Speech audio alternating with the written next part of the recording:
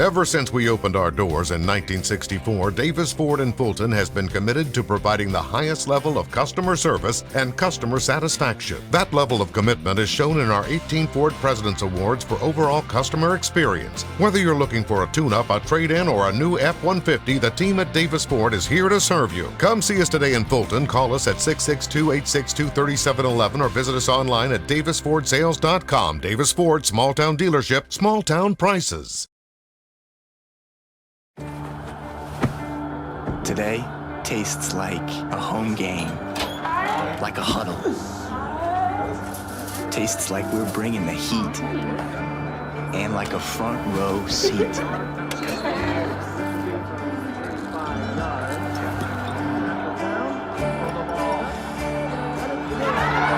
Today tastes like we're a team, and it never tasted this good. When I came back to school this year, I brought my bank with me, and the student checking account at First American National Bank was perfect for me. No monthly fees and no minimum balance, and I can manage my money right from the app. I can do all my banking with text messaging if I want, and I can deposit a check just by taking a photo. It's that easy at FAMB. I took my bank to college with me. I took my bank to college with me. My bank followed me to college. I took my bank to college with me. I took my bank to college with me. It's that easy at First American National Bank.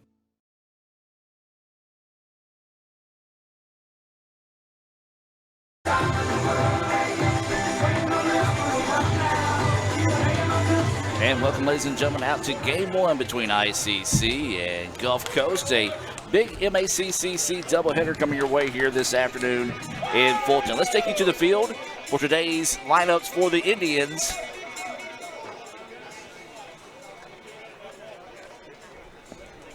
Or actually, I believe we're going to have our... Yep.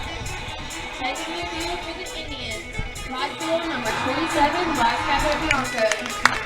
Center field, number 2, Garrett Meeks. Left field, number 23, Elon Hancock. First base, number 18, Blaine Ware. Second base, number 35, Gustavo Bianco. Shortstop, number 34, Matthew Martinale. Third base, number 16, Wilfred Arm. Catcher, number 3, Riley Davis. Pitcher, number 11, Taylor Barber. And DH, number 32, Connor Gardner.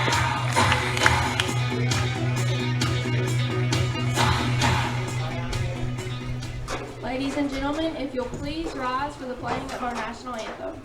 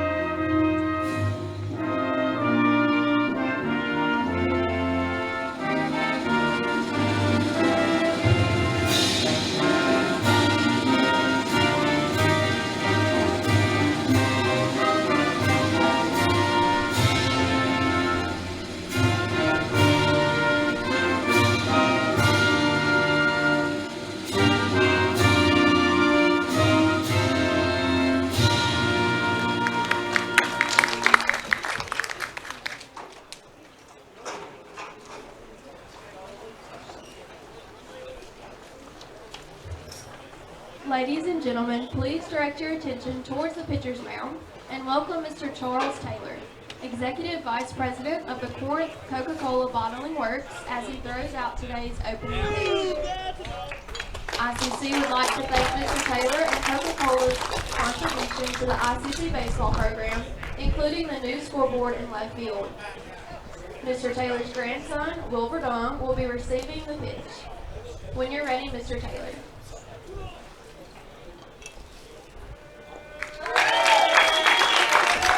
ICC fans, let me thank Mr. Taylor for the round of applause. ICC and Coke, now that's a winning combination. Ever since we opened our doors in 1964, Davis Ford in Fulton has been committed to providing the highest level of customer service and customer satisfaction. That level of commitment is shown in our 18 Ford President's Awards for overall customer experience. Whether you're looking for a tune-up, a trade-in, or a new F-150, the team at Davis Ford is here to serve you. Come see us today in Fulton. Call us at 662-862-3711 or visit us online at davisfordsales.com. Davis Ford, small-town dealership, small-town prices.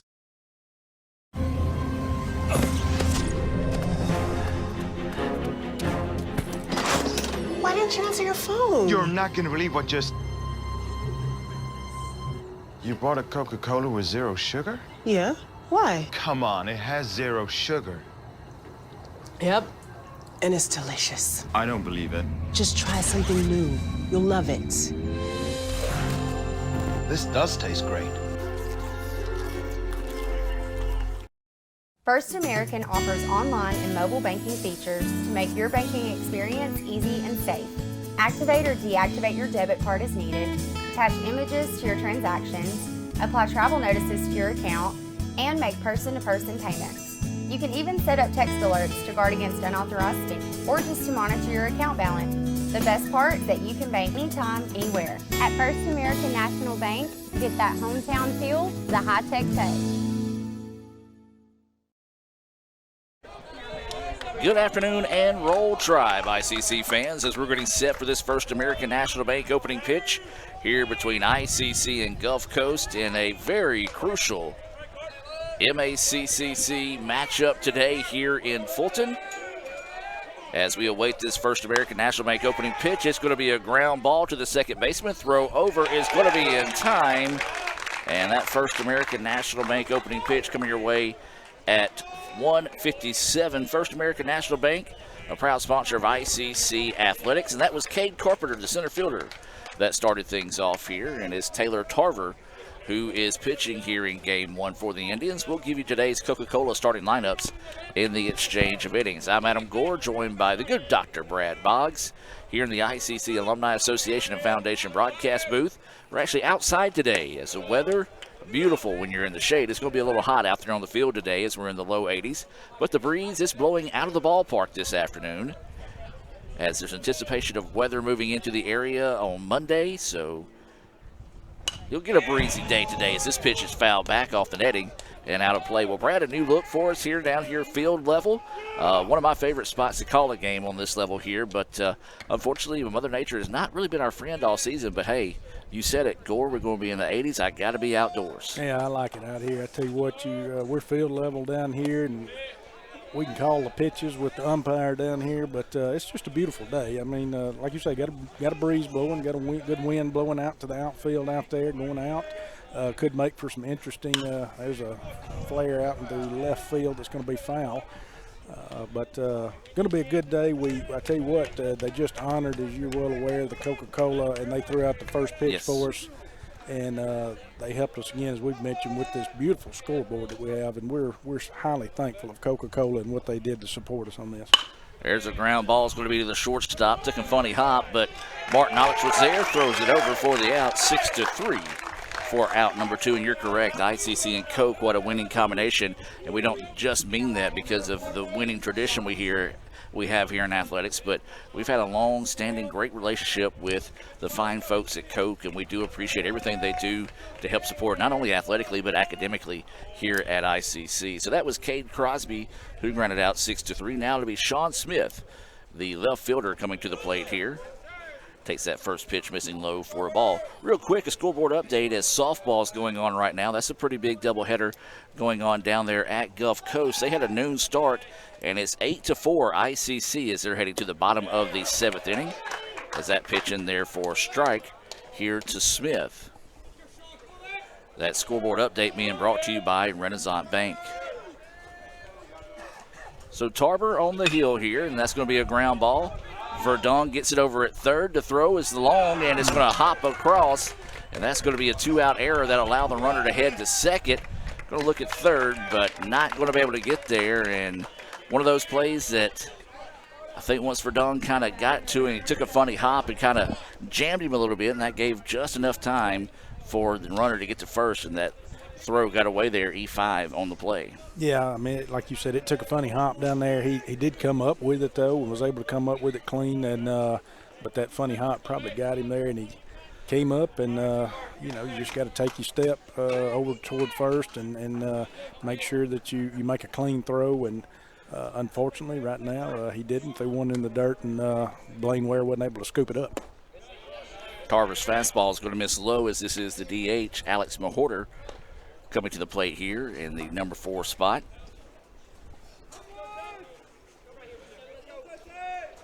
Got a runner at second and 2 outs here in the top of the first. Game 1 scheduled for 9 innings here in Fulton.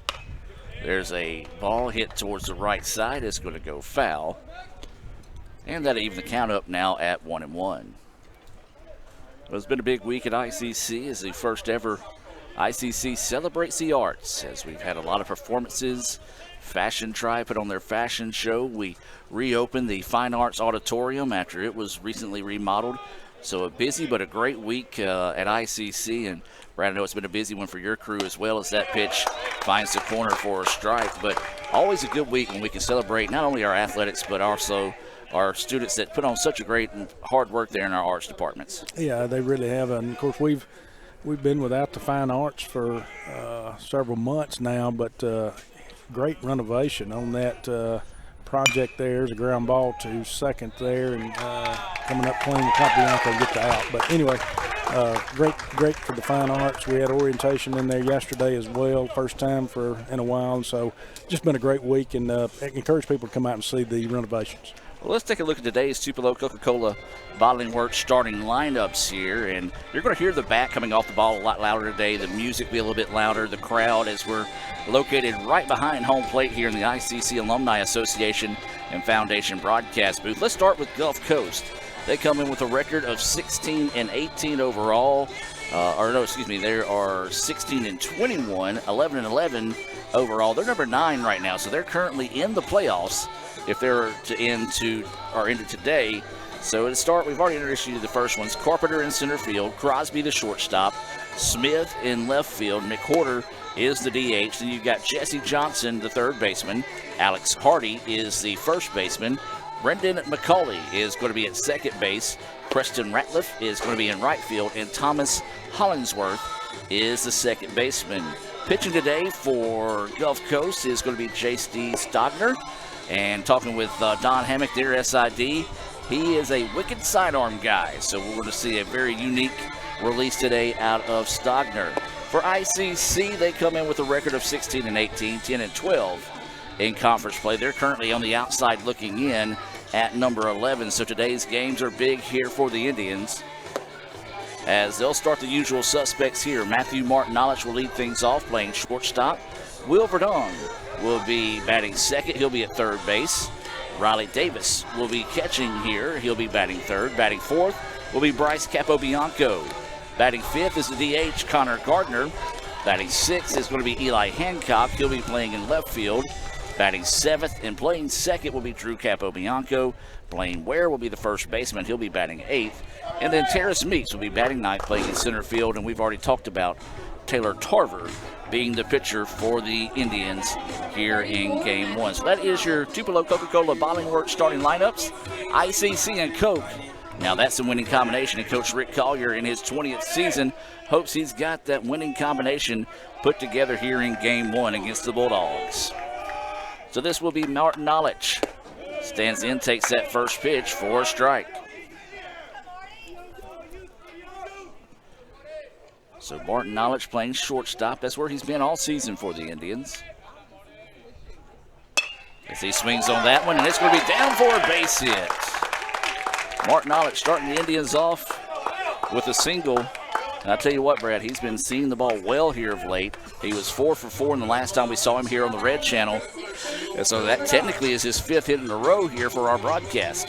Yeah, I've seen the ball well, and that's just important. Of course, it is with any club, but we're coming out here in the bottom of the first and get the leadoff man on with a single. Got a hit already, and so now Will Verdun comes up, and if the Indians can strike first, that'd be great. Well, Verdun swings on the first pitch he sees, pulls it foul, and Coach Collier making the play over there in the third base box. Nice play over there by Coach, leading by example. Rick's going to say, I'm 50-something. If I can make this play, you guys can too. So 0-1 is the count here to Verdung. That pitch missing low and outside for a ball. Yeah, you're right. Stogner's kind of got a different delivery, and it kind of reminds me of course, I'm going way back, and some of the fans listening probably won't remember this name, but a Dan Quisenberry style. Throw over to first, gets away, and now the runner's going to try to get to second. And Indians had an error in the first half, and Gulf Coast hands one back there that puts the runner on in scoring position. Just a throw that actually hit the ground, and I think it might have came off the hip of Martin Nolich. Got out there to shallow right field and allowed Martin Nolich to head over to second. Yeah, and again, that's big. Now we got to lead off at second base here in scoring position. Still no outs with Verdung up the plate here. So Verdung will dig in with a 1-1 count. Looks at that pitch missing low and inside for a ball. Well, Brad, talk about it. You see a sidearm guy like this. A lot of people remember Dan Quisenberry almost drug his knuckles on the ground when he pitched, but not your traditional style of seeing where pitches come from, either from that slot or the over the top. So talk about having to pick that up as a batter. Yeah, it's tough. It's a lot different when you come into this and you got that submarine style kind of dropping down low, because what you want is your batter to pick up the ball, obviously, as quickly as they can, coming off out of the pitcher's hands, hopefully to kind of see what's coming and tell. And so when you have that different delivery like that, it's kind of, and Coach Collier making another play down there. He booted that one, though. Yeah, error on Coach Collier. But it's different. Plus, you're going to see a different spin on the ball coming in, than you are just that as I call 12-6 style or three-quarter style even more. When you drop that thing down, even with your curveball or slider, whatever you throw, it's going to be a different look. But so far, I don't know if Coach Collier was able to practice with the Indians this week on he brought somebody in to throw submarine style, but right now they're on it pretty good. Yeah, so they're sitting on top of that one, and Verdung has fouled off 3 pitches now to the left side, and I don't think Rick was going to make a play on that one, as that one was ripped hard and just fouled by inches out there in left field. Count is full here on Verdung. Stogner, looking at it here, he's got 11 appearances on the year with he hit Verdung there, so it was a hit by pitch, so it's going to have runners now at first and second and no outs. Brad, let me interrupt real quick. We do have a final score from Perkinston in softball. The the Indians win 8-4. An 8-4 win there in game 1 down at Gulf Coast in softball. A big result there for the Indians. And, of course, got a 1-1 record with Stogner coming in, 30 and 2/3 innings pitched, giving up 34 hits on 24 runs with only 5 base on balls, and that was one he gave up there with a hit by pitch and 28 Ks with a 6.16 ERA. Those stats being brought to you by the Sonic here in Fulton. They remind you to download that Sonic app. You can get specials that aren't necessarily open to the public. And if you're looking for a job here in Fulton, well, the Sonic in Fulton is hiring for all positions, all shifts, and part-time and full-time spots available as well. This is Riley Davis, the catcher, at the plate here for the Indians. He's got a 2-0 count early on in the contest. Yeah, again, prime opportunity here for the Indians, and take advantage of the miscue there with the error that advanced the runner. Martin Nolich, and that's ball 3 right there. Martin Nolich to second. Of course, it was a clean base hit and advanced Martin Nolich to second, and then you had a hit by pitch. Verdung was hit by pitch, put on here. Now you got a 3-0 count, so Stogner may be struggling a little early here. I'm taking if I'm Riley Davis. Absolutely, and that pitch is going to miss for a ball. So now the Indians starting off on a pretty positive note, and Brad, that's what you said. ICC wanted to try to get out to an early hot start here. They've got bases loaded with no outs and Bryce Capobianco coming up, and we're going to have a quick meeting on the mound here for Gulf Coast. And, well, right now you can kind of feel a good entry. It's sophomore day.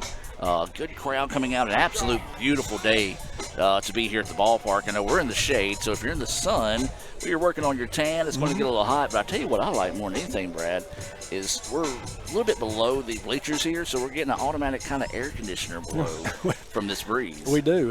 Again, like I say, it's nice to. I think this is only the second game we've called out here this year. Normally, we have been sitting out here for quite a while.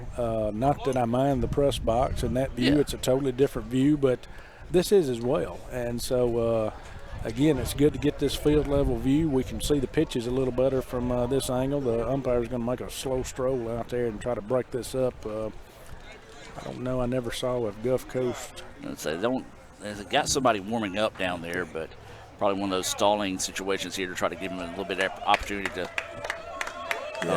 Get a long time to get warmed up. But if you're out there, you gotta, as a coach, you gotta say, all right, you gotta calm down. Still the top of the first here. You do have the bases loaded. Let's get an out. We got to get an out. We got to produce an out here in some form or fashion. Potentially even a double play here. But with the wind blowing out and your cleanup batter up with Bryce Capobianco now, I'm sure they're saying, let's be careful now. Don't want anything to go deep here. There's going to be a hard hit ball. Shortstop's going to backhand it, going to try to get the lead runner at third. Does he? Yes, he does. And it'll be a fielder's choice in this situation and an RBI as well. And the Indians strike first here. They lead 1-0. Yeah, and a good play over there to short. And, of course, his motion was going toward third base because it was in the hole there between third and short. Good decision at that point to go ahead and get the out there at third. And that eliminates that lead runner. And so now you have runners at first and second. But the Indians do strike first. They got to run on the board. So Capobianco gets the RBI, and now this will be Connor Gardner coming to the plate. Stands in and takes that first pitch for a strike. Wind blowing out to left center. And I'll tell you what, it's blowing out with a lot of purpose here. You look at the pine trees that are cut tall out there in left field. They're moving around pretty steadily out there. Yeah, that's a good pitch right there on the outside part of the plate there, and that's what you got to watch from with Stogner here with that sidearm submarine-style delivery. Those pitches that'll kind of have movement on it and go toward that area. But you don't want our batters to come to the plate thinking, well, I'm going to try to jack one out and have that home run swing as Connor Gardner pops that one up into left field shallow. That's going to be the second out of the inning. Yeah, that time that one he just got underneath it, got a pitch he liked, but just couldn't quite square it up there. Nice job out there in left field by Smith. And that's going to be an adventure today, folks. One, the sun being out, few clouds in the sky, so you can lose the ball in the clouds for a moment, but then on top of that, the ball's going to be dancing around in that wind. So now this is going to bring up Eli Hancock, the left fielder here for the Indians, with 2 outs. Runners on first and second here in the bottom of the first. Yeah, you really want to see the Indians. Hopefully Hancock put the bat on the ball here. That's a good pitch right there, kind of a slider coming back into the zone there. I want to see the Indians, if Hancock put the bat on the ball, kind of place it over there as I've seen him done several times between short and third. Get a little hit there. Might drive in a run there with Riley Davis at second. There's a shot right back to the pitcher. Great play there by Stogner, and he's going to underhand toss it across the way. 1-3 for those of you scoring at home, and that will do it there. ICC gets 1 run on 1 hit, 1 error, and 2 left on base. We've played 1 complete here in Fulton. Indians lead it 1-0. We'll take a break here from Little Caesars and be back with more right after this on the ICC Sports Network. One Hot and Ready Classic. We actually changed it with... What? You've changed, Little Caesars. You've changed! They've changed, Balloon Bro. You've changed, Karate Man. How can you dance during a time like this? You've changed. Ah! Tell me why. It tastes even better because we added 33% more pepperoni. Give me one of those. Walk in and walk out with the new Hot and Ready Classic with 33% more pepperoni. Pizza. Everyone has a unique story to tell. Maybe your story has you performing your new song in front of a crowd, getting to play your favorite sport, or enjoying a horseback ride in the country. At Orthopedic Institute of North Mississippi, our group of skilled surgeons understand your need to continue your story. That is why we are the preferred choice for orthopedic care. Thank you for choosing us. Our story is you. Orthopedic Institute of North Mississippi.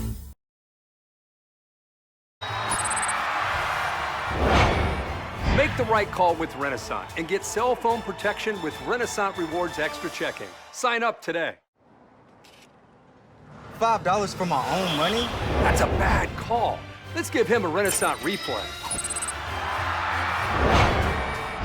Sign up for Renaissance Rewards Extra Checking with ATM refunds today.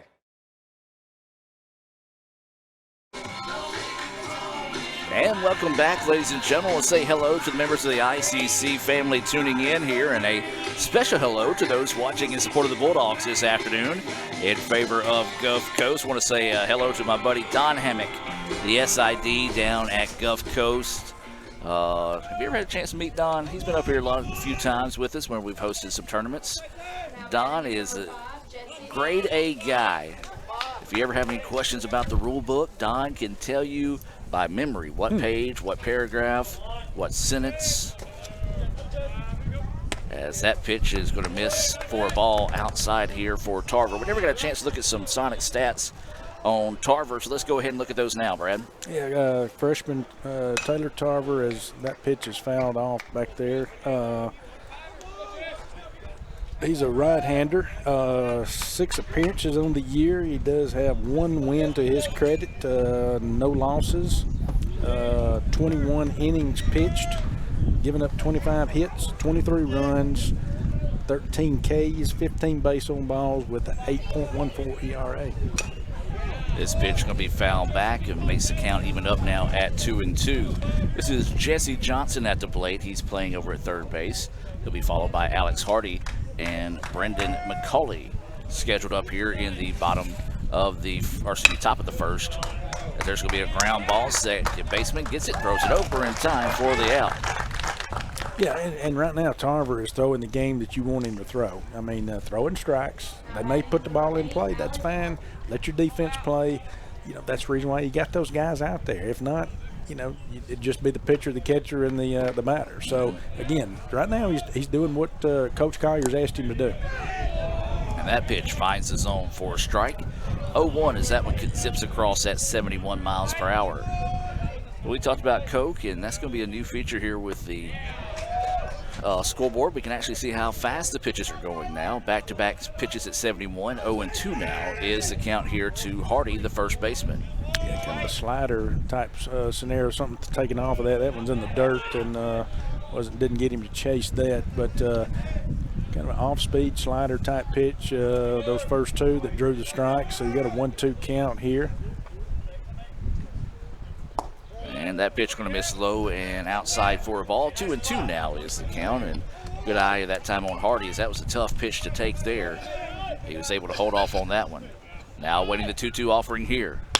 This one hammered. Left fielder, though, will get out there and get underneath it. Well, that one was hammered, but not enough to the gap that time, as left fielder Eli Hancock able to go over and make out number 2. Yeah, and again, like you say, he was on that ball, but Hancock out there, great jump out there, able to move over toward just a little bit to his left and make the play. So good job by Hancock. First pitch going to be a ground ball. Martin Knowledge gets it over at short. The throw across the way is in time. And the Indians get a 3-up, 3-down inning there in the top of the second. No runs, no hits, no errors, and nobody left on base. We'll go ahead to the bottom of the second, where it'll be 7, 8, 9 batters drew up. Drew Capobianco, Blaine Ware, and Terrace Meeks. But we'll do that. But before we do that, let's hear from Tommy Morgan real estate agent Ricky Murphy here on the ICC Sports Network.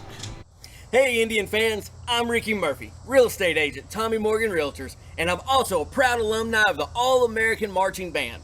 Itawamba Community College was my home for 2 years, and where you decide to make your home will be one of the most important decisions of your life.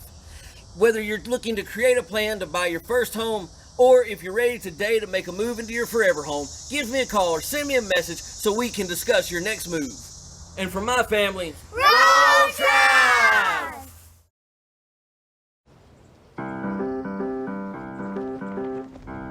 In Searcy, Arkansas, a young man says I love you for the first time, but his girlfriend doesn't quite hear. In Franklin, Tennessee, a boy encounters his first pickle. And in Kyle, Texas, after a mission for tots, cousins realize they're a long way from Kyle, Texas. One day, many people millions of orders. This is Howie Sonic. And welcome back, ladies and gentlemen, as we head now to the bottom of the second inning. ICC leading Gulf Coast here 1-0 in game one. As always, game one in conference play scheduled for 9 innings. Game two scheduled for 7. And it's going to be Drew Capobianco, who has been busy defensively. Already has 3 assists in the game. He'll be starting us off here in the bottom of the second. Yeah, Indians need to come back out with the bats hot and then put the ball in play, kind of like they did the last inning, and see if they can produce some runners on base. Of course, we did have had a base on ball and hit by pitch last inning too. So keep watching the ball and keep making good decisions here and see if we can up this lead a little bit as Drew swings on that one, got under it, and that's going to be probably a fly out to center. Kind of corn at him. Yep, say one of those that would hope the wind would kind of carry a little bit for him, but as you said, got just a little bit underneath that one. And now this is going to bring up Blaine Ware to the plate after that fly ball out to center field for out number 1. Well, you said it, Brad. It's going to be discipline for the batters today because it is going to be very tempting to try to just swing for the fences with the way the wind's blowing from time to time.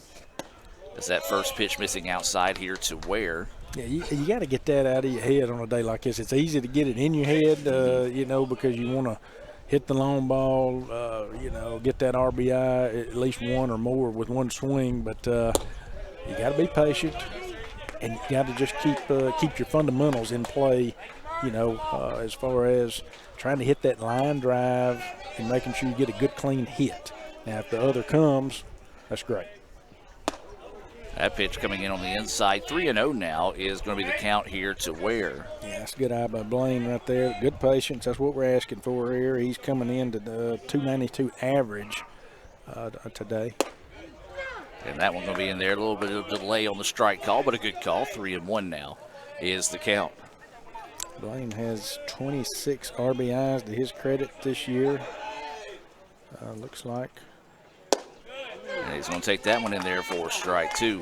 But at the beginning of the year, they were basically throwing beach balls at the plate for Blaine. He started the season red hot, kind of cooled off mid-season, but starting to pick back up here. Yeah, he's got 4 home runs on the year. He's not in the league. Of course, he just took a walk there. Good job, good eye by Blaine. So he does have 4 home runs on the year, not in the team league, but one of them's kind of up there at the top. So he's going to bring up Terrace Meeks. Meeks batting in that number 9 spot, playing in center field. And that's what hopefully the Indians are passing along right now, which I know they're watching. You ask your players over there to watch, but that's of course, second base on ball. Well, you got a hit by pitch and 2 base on balls right there. So be patient up there at the plate. That pitch just clips the outside corner of the plate for a strike here to Meeks. That's a good pitch right there. Like I say, it was about at the knee level. Not much you could do with that one. Good take by Meeks. Just not much you could do with it. So Meeks will dig in with a runner at first and fouls this one right back into our laps here. And Brad, that's one thing we'll have to do. I should have tested the stretch on the net. Yeah, because we haven't been down here in a while. We haven't been down here in a while, so. I guess me and everyone will get beamed today. We'll just let Tim know. Get the workman comp files ready. That's exactly right. Uh-oh. And that one there just couldn't catch up with it. And Meeks is going to go down swinging. Well, it's just a good pitch. Kind of confused him. Was looking for one thing, got another, and couldn't barrel the ball up there. And now with 2 outs, we go back to the top of the lineup here. And Matthew Martinolich, who singled, advanced on a throwing error, and eventually came around to score for the Indians, and that's where we're at right now with a 1-0 contest in the bottom of the second. Martinolich is going to foul this one for strike 1. Yeah, that's those pitches that are hard to hit. They're kind of tailing to the outside, got a little tail to them, that spin, that rotation that they've got with that arm delivery that Stogner has, and so sometimes it's going to be hard to put those in play, especially when he keeps them down in the zone like that. Now if he ever does start lifting them up and they get out of hand, it could be trouble. Martinolich, found that one, was going to foul it off towards the parking lot. Didn't hear any oohs and ahs, so I'm going to assume that it got down without any issues. 0-2 now is going to be the count here to Martinolich. So winning the 0-2 pitch here to Martin Knowledge with 2 outs and a runner at first. That pitch outside, not a bad spot to miss. Good eye on the part of Martin Knowledge to hold off on that one and not go fishing here on a beautiful Sunday afternoon in Fulton.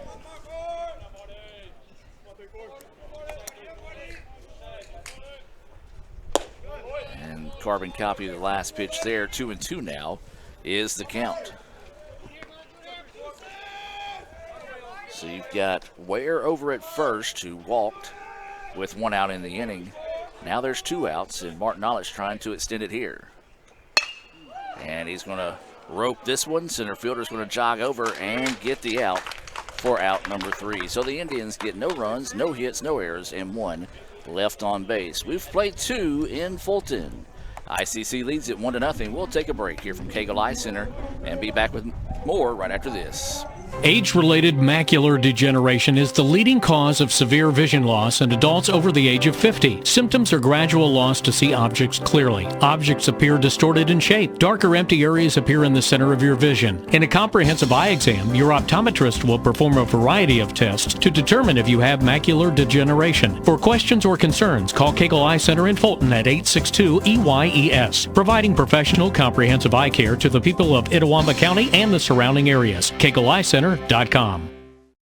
Want to make a good living? Come learn a skill at Max Home. Upholstery trainees start at $15.50 an hour. Our upholsterers average $23 an hour and can make above $28 an hour on production. We're also offering a $500 sign-on bonus to experienced upholsterers. Max Home is hiring for all positions and is willing to train quality people. Max Home makes all their custom-built products in the USA. Join the best, train with the best, be the best. Max Home, Bolton, Mississippi, and Max Home, Sulligent, Alabama.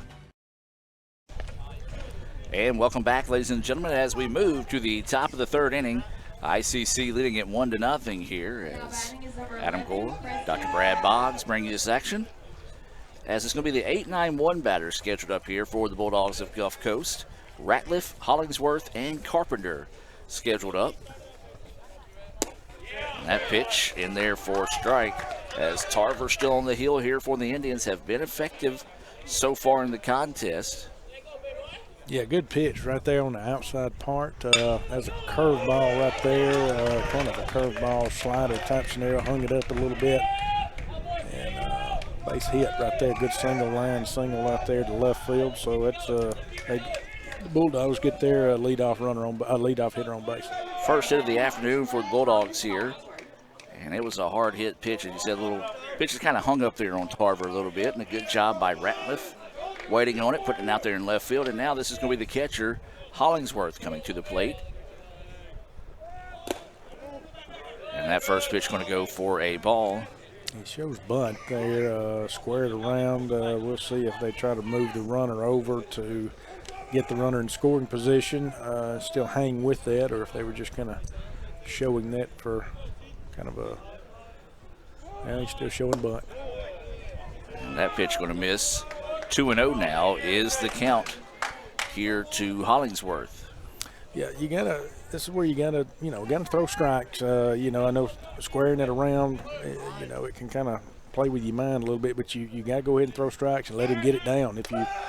Worst thing you can do is get the runner on, and then you've already advanced the runner and given that guy that's at first, Ratliff, basically a free pass to second. So let him get it down. So 2-0 is the count. And that pitch going to be up a little bit, just a little over adjusted that time. And now it's 3-0 here to Hollingsworth.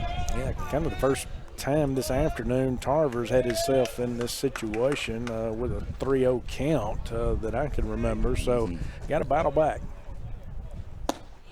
Taking the whole way that time, that pitch on the inside corner for a strike. 3-1 now is the count. Yeah, rear back, dig deep. That was an 82-mile-per-hour fastball. So we'll see what Hollingsworth's looking for here. I'm sure that he's got to be that perfect pitch. Of course, you got the Gulf Coast. He called timeout, or stepped out of the box. Excuse me, called time, stepped out of the box. And it's a dangerous time to call that as an umpire, as Tarver was already in his motion, and Tarver elected to hold on to the ball. A lot of times you see a pitcher go ahead and throw it. Yeah, that's what they tell you to do. Go ahead and throw it. Now he's going to show bunt. He didn't pull back. So he went that time, and now the count goes full at 3-2. That's a oopsie on the Bulldogs right there. That's not what they wanted to happen. So good opportunity here now for Tarver. Hopefully he sees Eddie's battle back on this. Got a full count. Come back and get him. 3-2 pitch. And instead, that pitch is going to hang up a little bit, and it will be a walk. So Bulldogs got something brewing here in the top of the third.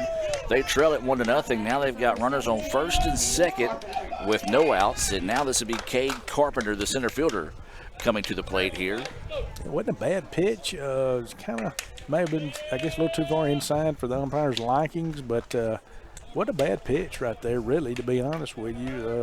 It could probably questionably gone either way in a sense, but I think Tarver kind of had hoped and thought that he might have had that pitch. Didn't. So now you got no outs, as you indicated. So Indians got to come in and got to throw strikes with Tarver and got to play defense. Once again, showing bunt. This one's going to be popped up and foul. So they're going to stick with the small ball here in this situation. And, you know, that's something that can separate teams. Teams that can get the bunts down at a, you know, consistent level. And you see right now back-to-back batters for Gulf Coast is shown bunt. Hasn't got it down yet, but you got to think, you know, the coach has confidence on, your number 9 batter, now your number 1 batter to get those bunts down, that they're a small ball team that can get it done. Yeah, and in those situations, you got to get the bunt down. He squares around, and I say that's twice. That's actually 3 times, because counting the last batter with Hollingsworth, now that they've tried to get one down and not been successful. You know, if you're the Bulldogs, that's not what you want. If you're the coach over there, you're thinking, you know, that's not what I dialed up. So get 2 strikes now. Normally you're not going to call a bunt on this and see what Carpenter's going to be able to do with it and if he can put it in play. So 0-2 is the count, no outs. Runners at first and second. And they're going to say it didn't go. Did not go, and so now the count will go 1-2. Nice job there by Davis. The pitch was in the dirt. He did a good job of getting his body out in front of that one to keep the runners at first and second. Still no out. Indians holding on to a 1-0 lead. Bulldogs trying to find their way back into this one. Good pitch. Swing and a miss for strike 3. Yeah, that's a breaking ball pitch there. Just took a lot off of it and broke. Carpenter was not able to catch up with it. His timing was off on it. So big out right there for the Indians. Double play now would get the Indians out of the inning. That was the first Renaissance Bank strikeout of the day. We do want to encourage you to visit rewardsextra.com to learn more about Renaissance Bank's Rewards Extra checking account. Offers things like roadside assistance, cell phone insurance, over 400,000 discounts, and of course all the great rates you come to expect with Renaissance Bank. That's rewardsextra.com. So now this is going to be Cade Crosby at the plate. 0 for 1 on the day. Swings on that one, and it's in and out of the glove of the first baseman. He's going to step on the bag and get the out. Good job there by Ware. Just got enough of the glove on it, nearly caught it.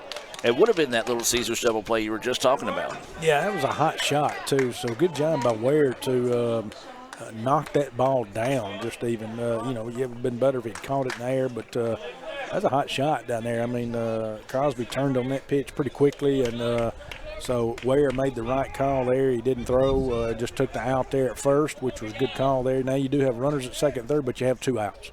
And now this is going to be Smith, who reached on an error. Swings at the first pitch he sees, hammers it. Center fielder, though, will go back and make the play at the warning track. Nice job there by Tarver to get out of the inning with no damage done. No runs on 1 hit, no errors, and 2 left on base. We'll head to the bottom of the 3rd inning, where it'll be Will Verdong, Riley Davis, and Bryce Capobianco due up for the Indians.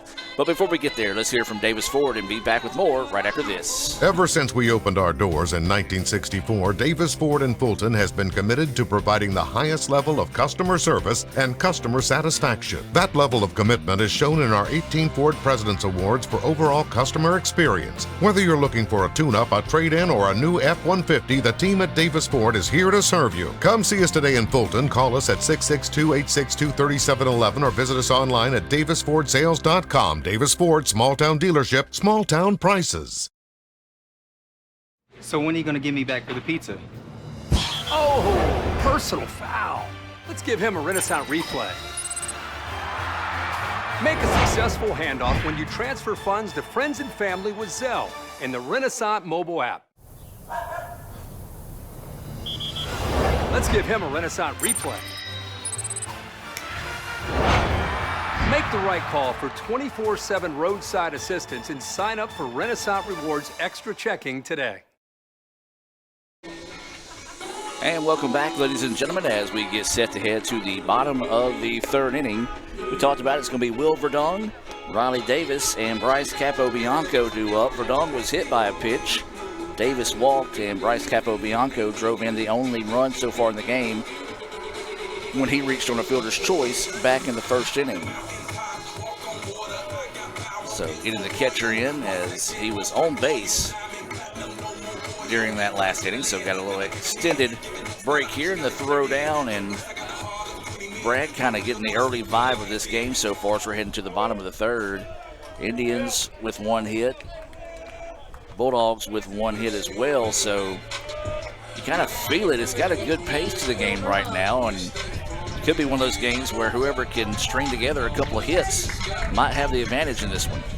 Yeah, I mean, Indians kind of came out hot there in the first inning as far as patience, watching the ball, looking at the ball, being patient, and taking pitches that they needed to. And as Verdun fouls that one off and fouls it back, but Bulldogs have been able to do the same thing. So Stogner has kind of calmed down too a little bit. I say calmed down, not that he was in a huge amount of trouble, but he didn't have bases loaded in the first inning. So kind of peeled down a little bit and kind of got a pitching duel right now.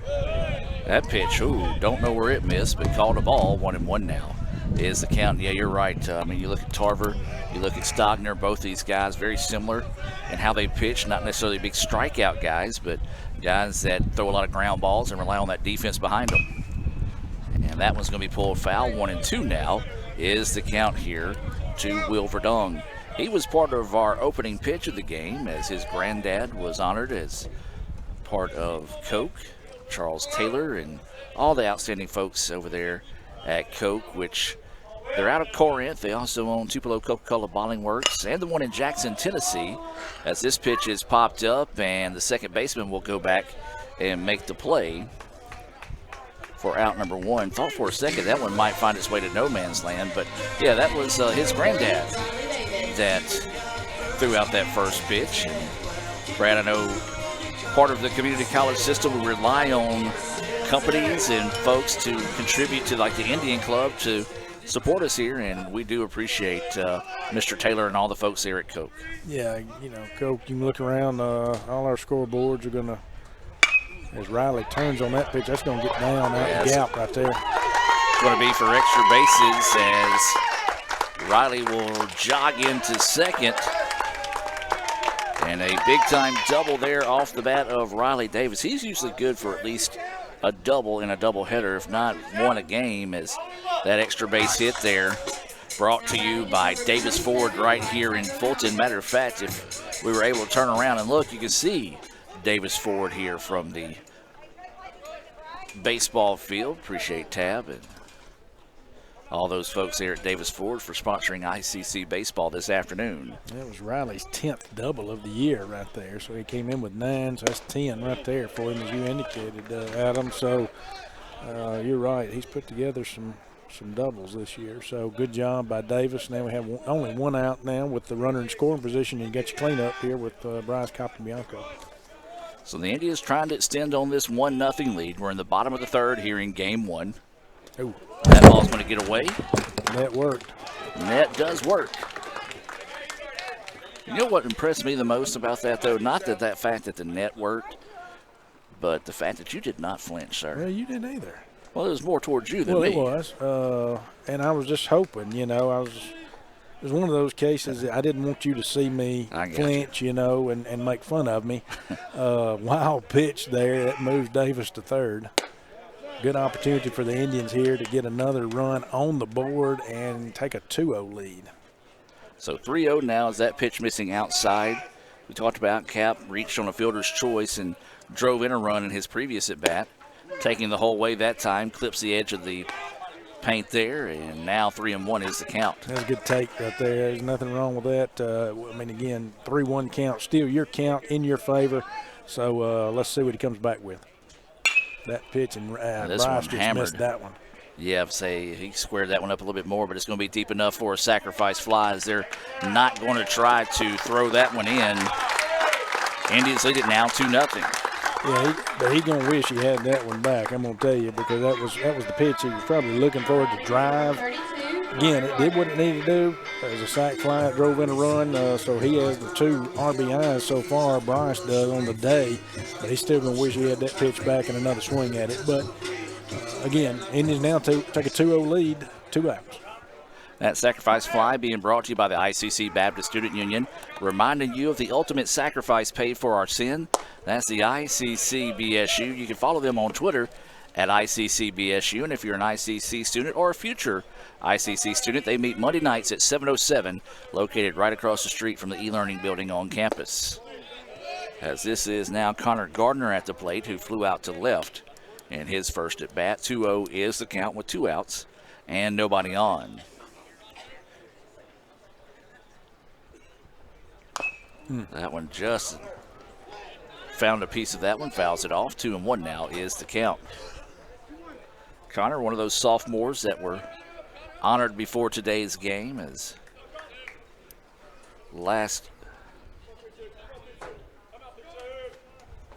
this one just got under it again. Got under it again. Left fielder's going to head over and make the play just in fair territory. Yeah, that's another one he just barely missed. And that will be out number 3. But the Indians do get 1 run on 1 hit, no errors, and nobody left on base. 2-0 ICC with the lead after 3. We'll take a break, and let's hear from the Orthopedic Institute of North Mississippi and be back with more right after this. Ankle sprains are one of the most common sports injuries, with an estimated 25,000 occurring every day in the United States. Sprains can happen with any sport, including just walking across the yard. Ankle sprains are most common in ball sports such as basketball, soccer, volleyball, and others. As with any injury, your body quickly sends blood to start healing the process, which leads to the swelling. Rest, ice, compression, elevation, known as RICE, is a good way to treat an ankle sprain. This decreases the swelling, lessens your pain, and allows your body to heal the injury. Studies have shown that the sooner you return to activity, the better and typically the faster you will recover. Depending on the amount of injury to the ligaments, it may be days, weeks, or even months to return to high-intensity sports. Sometimes recovery may be slow, but if it gets better day by day or week by week, you are on the right path. If the ankle seems to stop improving and you just can't get back to your activities, then it's time to come see us at the Orthopedic Institute of North Mississippi. Remember, our story is you. And welcome back, ladies and gentlemen, as we get set now to move to the top of the 4th inning.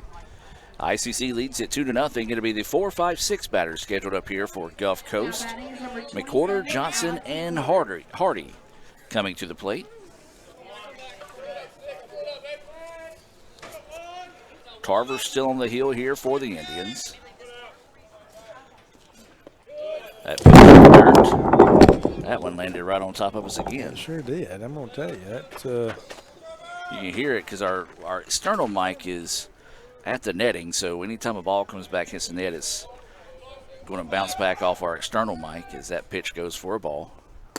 And that one goes for ball 2. I think I was more disturbed by the noise that the mic made than what the ball bouncing over mine in your head here in between us. Yes. That's what I was saying. I was like, what? Oh, that's the microphone. So 2-0 is the count here, and this one rocketed. But it's going to be a nice running catch out there in center field. That one on a rope that time. Back-to-back putouts now by our center fielder, and that is Terrace Meeks, 1 away. And this is going to be Jesse Johnson coming to the plate. Johnson grounded out 4-3 in his only appearance so far in the contest. Yeah, that's tough right there. That's all you could ask McWhorter to do right there. He hit that ball on the line and spanked it pretty good, and there's another one that spanked good out to center field. And he's going to go back and will lose it. No, that's going to be a solo home run. Yeah. He spanked that one pretty good. That came off the bat. Plus, you've got that breeze that's blowing once it gets up even as high as he hit that one. Not going to say that one would have, I don't know, on a no breeze day, that one still may have been gone. He spanked it pretty good at him, but It was a no-doubter. Well, how about a bit of irony? I was looking down because I just got an update from softball. Patterson started us off with a solo home run in softball in game 2. Oh, good. So Gulf Coast hitting a home run here in North Mississippi. ICC hitting a home run in South Mississippi. As this one hit to the right side, and it's going to be trouble if it stays fair, but it does go foul. Yeah, if you're Tarver, you still got to know you're throwing a good game right now, because looking over it, he's only walked one batter, which is, again, what you would ask if you're Coach Collier of him to do is throw strikes. With a day like today, you're going to have some long balls that are hit as he swings through that one for strike 2. There's an 0-2 count now on Hardy. But you're going to have some long balls that are going to be hit, in my opinion. You know, especially the more you come to bat against a pitcher, you're going to have some long balls that are going to be hit. And this may step on a few toes out there, but you look and see what happened last night in the Ole Miss State game. Mm-hmm. You know, Ole Miss comes out, first 3 batters. And home runs on yeah, is that one in the dirt? I texted Miss Donna. I said, whatever you're doing, you make sure you do it for every at-bat for the rest of the game. And I guess she just didn't do that, as State was able to rally back in that one. Well, I have to say I'm kind of glad they did, Adam, on my end. So, so 2-2 now is the count. And that pitch just missing inside for a ball. 3-2 now. Yeah, the deciding game on that one's today, because they did a Thursday, Friday, Saturday series on that one this weekend. Well, glad I am not in the city limits of Oxford today, as it is a busy weekend. That pitch just missing high. My goodness. Got to hear some of the ICC fans kind of reacting to that one, as that's going to be the second walk of the game there. A borderline pitch not going the way of the Indians. Well, again, if you're Tarver, you can't let all this get in your head. Not that he is. Can't let it get in your head. You still got to have the confidence that you've had the first 3 innings here coming in to this inning. So, again, rear back, throw strikes. That pitch goes high for a ball. And 1-0 is the count. Because, again, neither coach on either side, either Collier or with Gulf Coast there, wants to go to the bullpen this early, or, you know, would like to. They'd love to get that starting pitcher and keep him out there. That's going to be ball 2. There you go. Tarver's going to step off the mound a little bit and kind of just take a deep breath and reset. Yeah, it needs to. Either that or it's getting close to Riley taking a stroll out there, or Coach Ernest. But there we go. There's a hard hit ball. This one to get through, and the Bulldogs bats have woke up here in the top of the 4th inning. Second hit. That's going to bring Coach Ernest down.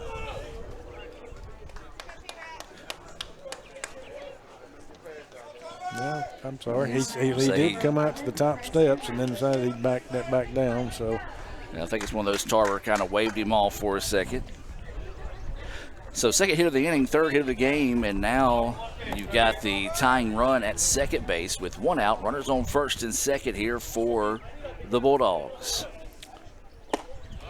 Nice job there, swing and a miss, as this is Ratliff at the plate. He singled in his previous at bat. They may get a little action going in our bullpen down there. It looks like someone's fixing to start getting warm, getting loose. That pitch misses low. 1-1 now is the count here to Ratliff.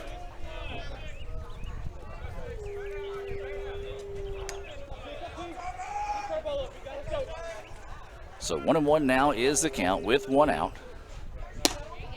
And that pitch just missing outside. So right now Tarver just can't seem to find those corners. 2-1 is the count here to Ratliff, the right fielder.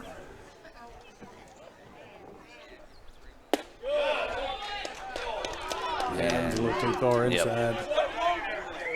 So that one just a little bit too far inside. You're going to hear the ICC fans kind of upset with that one. I'm with you, Brad. That one missing. 3-1 now is the count. Yeah. That one high and inside, nearly hit him. Yeah. And now bases will be loaded here. And now the Bulldogs with one of their best opportunities of the day. Bases loaded, 1 out. And this is going to be Hollingsworth, who walked, and his most recent, or his only at bat, I should say. Yeah, they're speeding up the bullpen down there. They made the signal to kind of course, Riley Davis goes out now to have a chat with Tarver.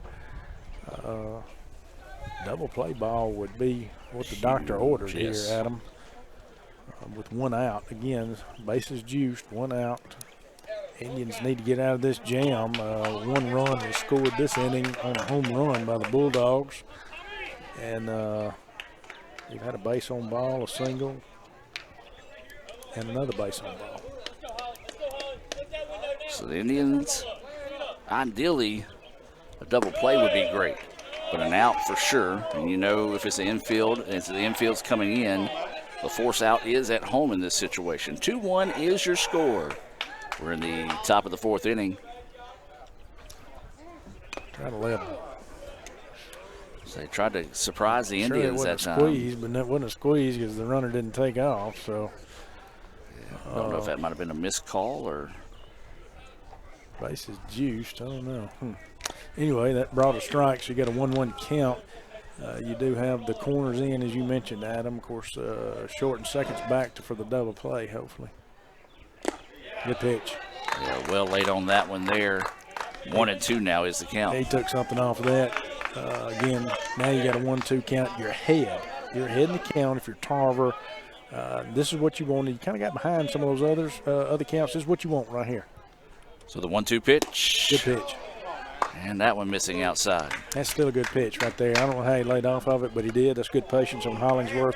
Great pitch right there. He took something off of it another time again. Kind of like the carbon copy, as you call it there, on the pitch he swung through a while ago. So now the 2-2 pitch coming from Tarver. This one popped up. It's going to get out of play, and we'll stay at 2-2. Yeah, kind of brought the, I guess we would call it tailing fastball back out on that one, out on the outside part of the plate. So he swung at it, was just able to foul it off down there out into the parking lot. So hanging in there at 2-2.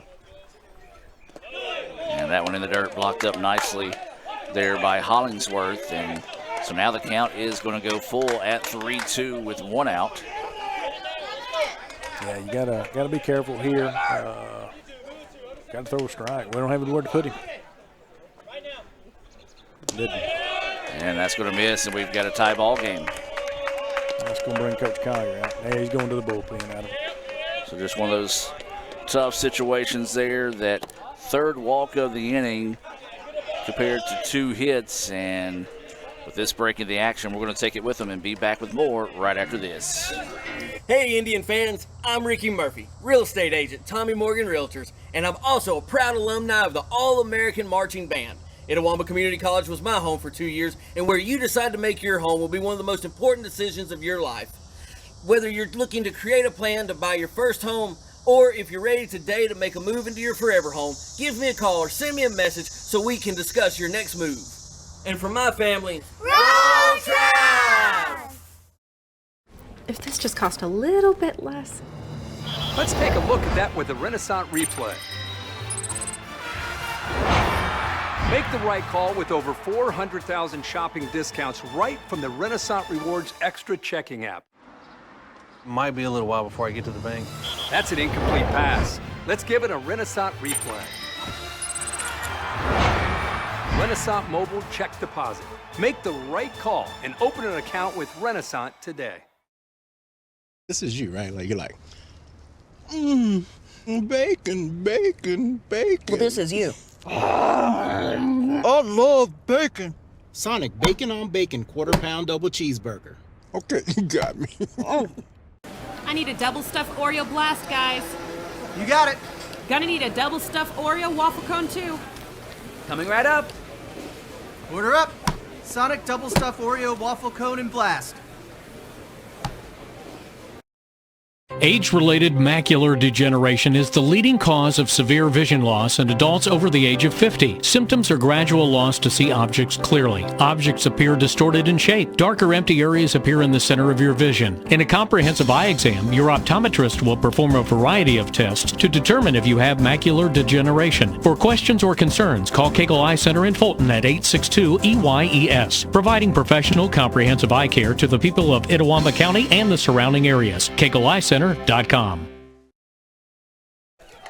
And welcome back, ladies and gentlemen, as we do have a call to the bullpen here, as Reese Ruth will enter to pitch for the Indians with one out, bases loaded here in a 2-2 contest. This call to the bullpen being brought to you by Tommy Morgan real estate agent Ricky Murphy. And let's take a step inside some Sonic stats here and look at some numbers here on Reese. Yeah, Reese, sophomore, hometown boy here from Fulton. Played his high school ball there at IHS. As he takes ball one there. But with Reese, again, you've got 9 appearances on the year. Does have 0 wins, 3 losses. Does have a save, though, to his credit. 23 in the third innings pitched. 20 base on balls, 14 Ks with a 6.94 ERA. And ICC struggling to find the strike zone right now as that one goes for ball 2. 2-1 now should be the count. And, you know, this has been a common theme for ICC this year and the Indians, and kind of had some trouble on the mound, and especially when you have to go to the bullpen. There's ball 3 right there. No. Yeah, it's 3-1. Okay, there's 3-1. That's what I thought. 3-1 count. And that's kind of hurt the Indians this year. The arms and the mound sometimes. You know, they'll start out good and all that like we have, and then now he walked him up there, and there's another walk in. And so that's going to be Bulldogs take the lead. That was Carpenter who draws the 3rd straight walk now. And as Brad mentioned, the Bulldogs will take the lead as that scored McCauley.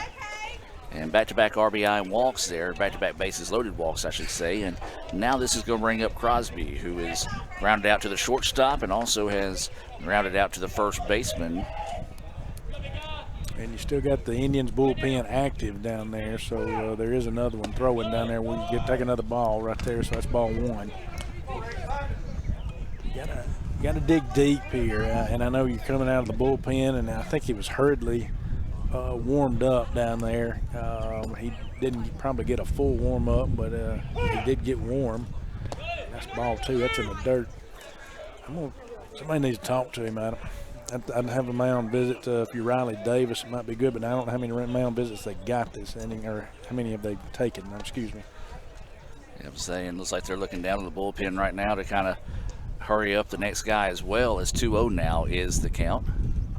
And that one right down the middle.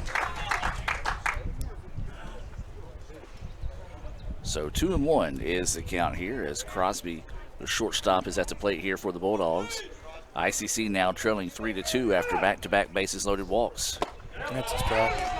Well, nice job there by Ruth to settle down and find the zone there. Now even the count up at 2-2. And that's what you got to do. He came in with the bases loaded. I mean, so that's what you came in. That's what he comes into, the situation. It's low, though. 3-2 count now, but that was low. I know the home crowd wanted it. It was close. Easy to lay, good to lay off of that if you're Crosby. But Reese, you just got to settle down. You got to throw strikes. Again, we've talked about it. Let that defense play behind you. So waiting the 3-2 pitch here. Nope. And that was going to walk in another run. 3 straight bases loaded walks issued by the Indians. Rick Collier's going to the mound again.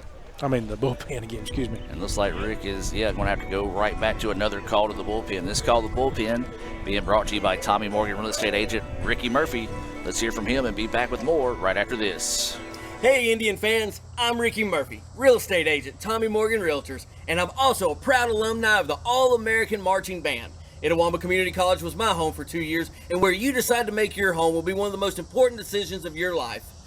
Whether you're looking to create a plan to buy your first home, or if you're ready today to make a move into your forever home, give me a call or send me a message so we can discuss your next move. And for my family, roll Trav! Your knee is a complex joint with many components, making it vulnerable to a variety of injuries. Some of the most common knee injuries include fractures, dislocations, sprains, and ligament tears. Many knee injuries can successfully be treated with simple measures such as bracing, rehabilitation, and exercise. The other injuries may require surgery to correct. At our injury clinic, we commonly see meniscal tears that occur during sports. Tears in the meniscus can occur when twisting, cutting, pivoting, or being tackled. Meniscal tears may also occur as a result of arthritis or aging. Just an awkward twist when getting up from a chair may be enough to cause a tear if the meniscus has weakened with age. The most common symptoms of meniscus tears are pain, stiffness, swelling, catching or locking of your knee, the sensation of your knee giving way, and if you are not able to move your knee through its full range of motion. The RICE protocol is effective for most sports-related injuries. RICE stands for Rest, Ice, Compression, and Elevation. Remember that at the Orthopedic Institute of North Mississippi, our story is you.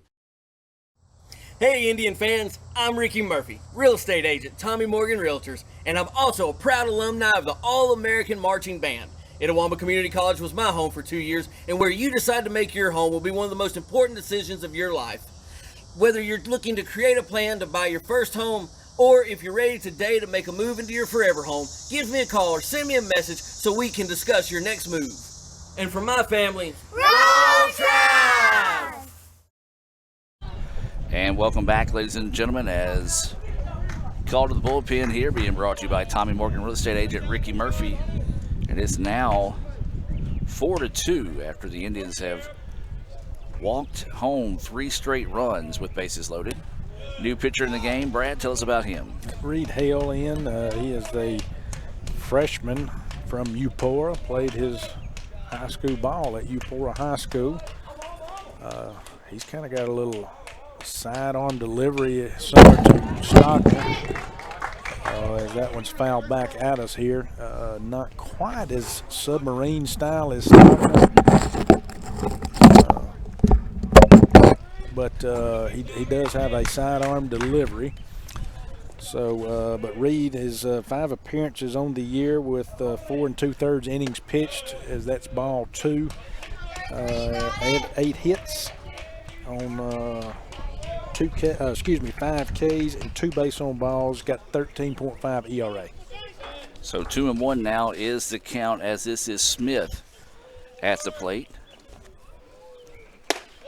That one comes inside a little too much. 3-1 is the count. And that's kind of the scouting report if you play the Indians this year, is if you can knock the starting pitcher off the mound, you can start to find some things going your way, and that's been the case here for the Bulldogs here in the top of the 4th. Yeah, ball 4. And that's going to be another walk, and that'll be another run. So the Bulldogs keep the merry-go-round spinning here. That will close the book on starter Tarver. So all 5 of those runs belong to Tarver. And all 5 of those coming here in the 4th inning. So he gives up 5 runs, all of them earned on 3 hits, 1 walk. Good pitch. And 4 walks is what he ends the day with.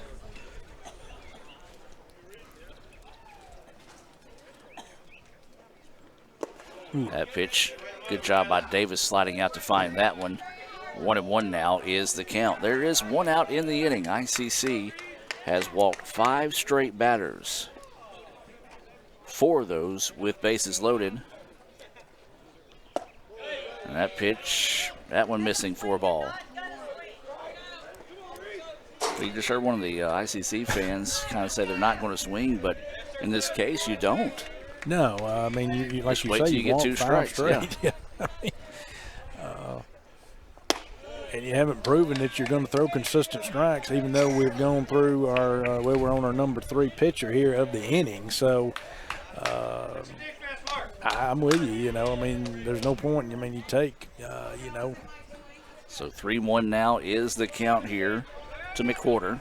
Base is still loaded with 1 out. Ooh. And that one apparently missing low. Well, going to have another one here. Got him. And Coach Collier going to head back to the bullpen one more time. We'll have another call to the bullpen here. India is trying to find somebody who can throw strikes. As we'll take a break and be back with more right after this on the ICC Sports Network. Hey Indian fans, I'm Ricky Murphy, real estate agent, Tommy Morgan Realtors, and I'm also a proud alumni of the All-American Marching Band. Itawamba Community College was my home for 2 years, and where you decide to make your home will be one of the most important decisions of your life. Whether you're looking to create a plan to buy your first home, or if you're ready today to make a move into your forever home, give me a call or send me a message so we can discuss your next move. And for my family, roll Tribe!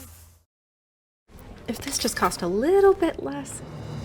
Let's take a look at that with the Renaissance replay. Make the right call with over 400,000 shopping discounts right from the Renaissance Rewards Extra checking app. Might be a little while before I get to the bank. That's an incomplete pass. Let's give it a Renaissance replay. Renaissance Mobile Check Deposit. Make the right call and open an account with Renaissance today. One hot and ready classic. We actually changed it with. What? You've changed, Little Caesars. You've changed! They've changed, Balloon Bro! You've changed, Karate Man! How can you dance during a time like this? You've changed! Ah!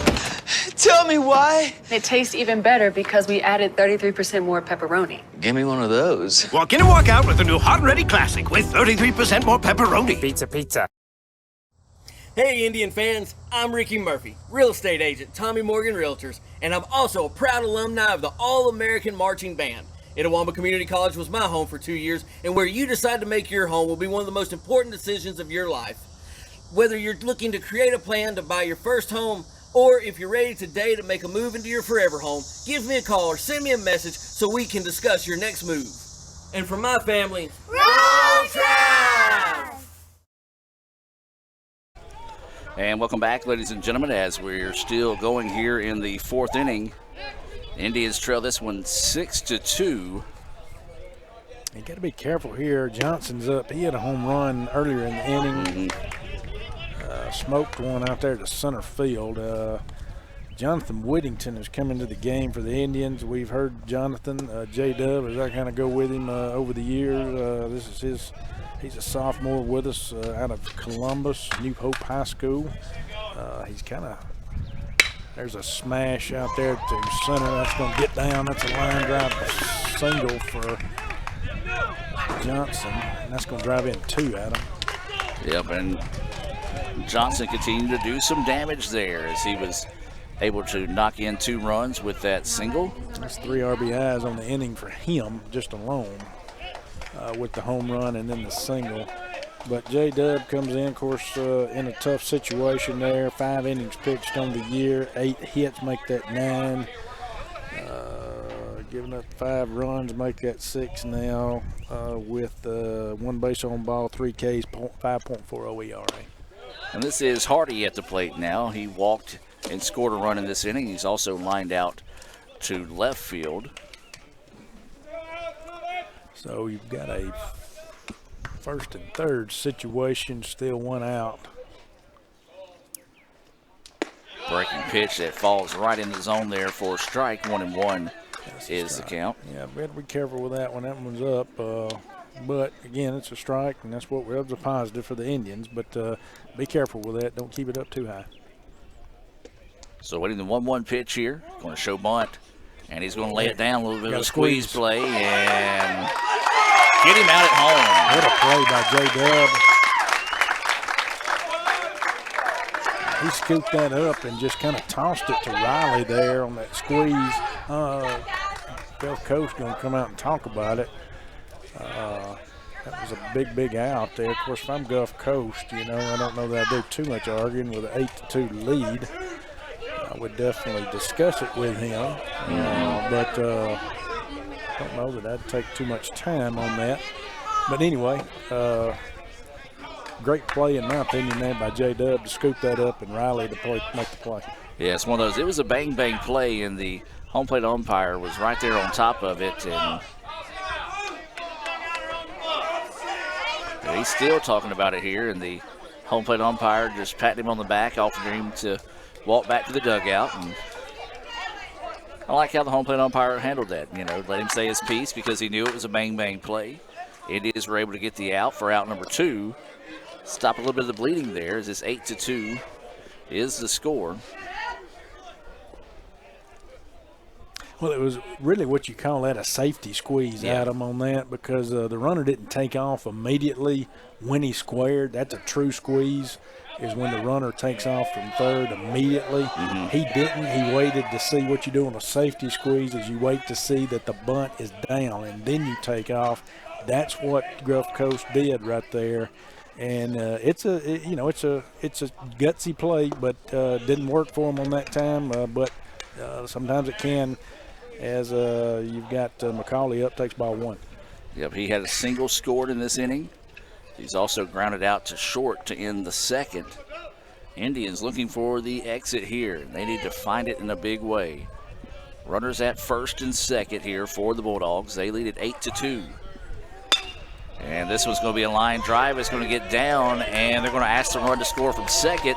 The throw is going to be up the line, and the Bulldogs will add another one to the board. Yeah, that would have taken a perfect throw. Bryce came up throwing. It was all they could do. They had a lot of speed coming around there, so it would have been tough. And now the runner's heading to second. Because nobody. So the Indians. Several miscues here. And, that's the frustrating part if you're Coach Collier. And because it's like quicksand. We've talked about it. You and I have had conversations about quicksand all year. These walks got them in this situation, in my opinion. You start making the error, you start walking batters in, and that gets the lead going to where it is. And now all of a sudden your mindset has gone to a different level. And here you are, you're down 9-2 in 1 inning. Ground ball to shortstop.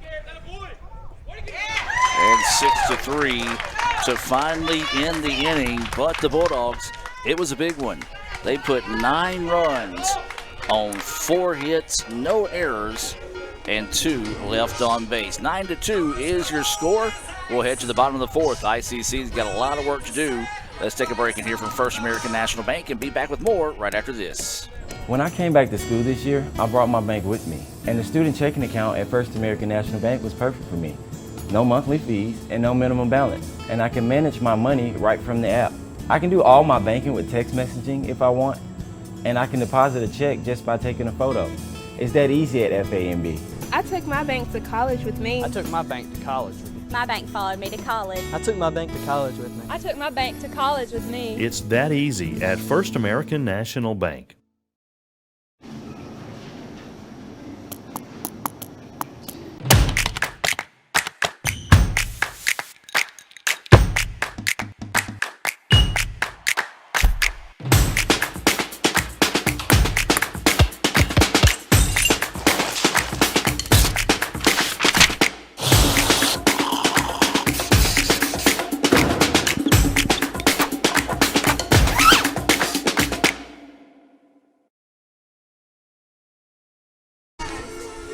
And welcome back, ladies and gentlemen, as we get set to move to the bottom of the 4th inning.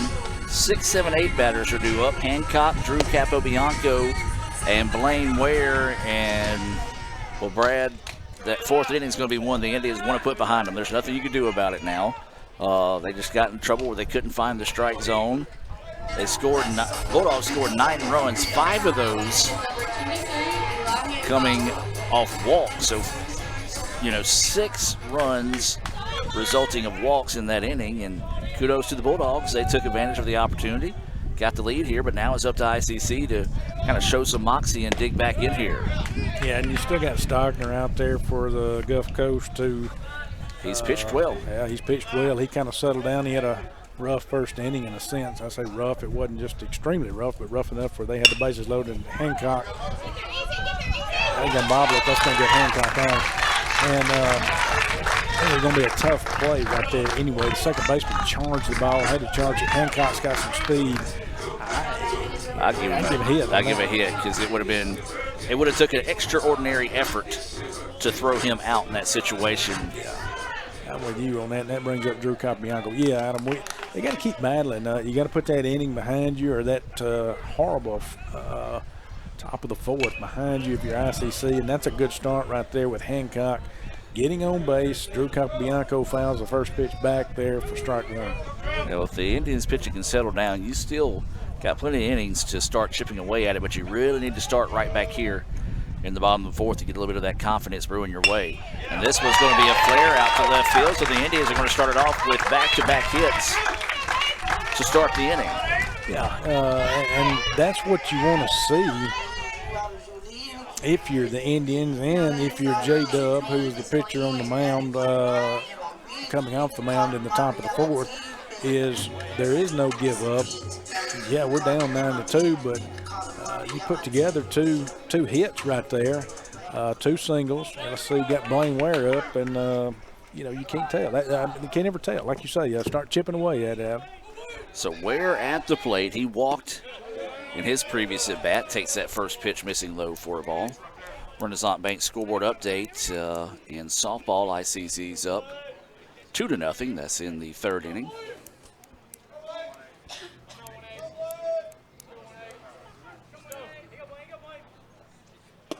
Where listen to that pitch, and boy, that was a beautiful breaking pitch that slid right back in the strike zone for strike 1. Yeah, good pitch right there. 1-1 count. So we got runners at first and second, no outs.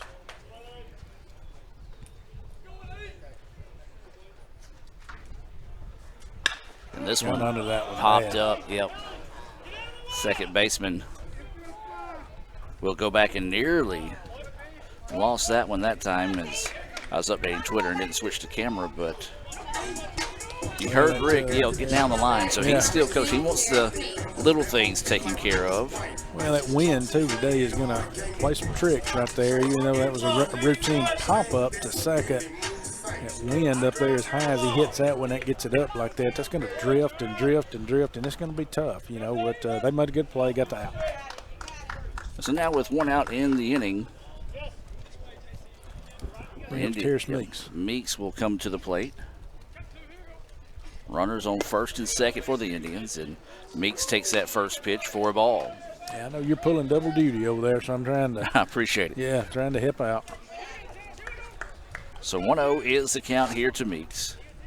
Indians have got good speed on the bases, and Meeks can square one up. He's got some good power as that pitch. That's going to break the boo birds out for the Indian fans. And I got to say rightfully so in that sense. Okay. And Coach Collier getting fired up as well. And I can't say you can't blame him in that sense. Yeah, but he's got to be careful here. There's a game 2 to this thing today. And, again, you got runners at first and second. 1 out. He needs to, again, just be easy. And I understand you got to make your point, but don't take it too far right here. So waiting the 2-1 pitch here. And that one missing. 3-1 now is the count here to Meeks. Never seen a coach or manager, not that I'd probably say I haven't argued before, but never seen a coach or manager win when they've argued balls and strikes. Now they're going to look the runner back to second. Kind of like what Rick did that second time. He was kind of shouting at the 3:30 mark down the line instead of directing it towards home. And that's good, yeah. And when you do that, that's good. You kind of know when to back off, and that's fine. That's a good way to handle it. And that pitch going to be called a strike. 3-2 now is the count. A full count here if you Meeks. Like you say, he's got a lot of pop on that bat. If he can square up one here, he can do some damage. That's outside. And he'll draw the walk. And now Indians will have bases loaded. Can ICC get something started here, much like Gulf Coast did? As we'll go back to the top of the lineup here in Martin Knowledge. It was 1 out whenever the Bulldogs loaded the bases in the top power of the inning. And when the dust finally settled in the inning there, Gulf Coast had put 9 runs on the board. So ICC with 1 out, bases loaded here, and this is going to be Martin Knowledge. Got a lot of speed on the bases too, Adam. Martin Knowledge 1 for 2 on the day. Just missed putting one out of the ballpark in his last at bat as he got underneath one that carried all the way to the warning track out to center field. He singled, advanced on an error, and scored a run back in the first. First pitch fouled off, out of play. 0-1 now is the count.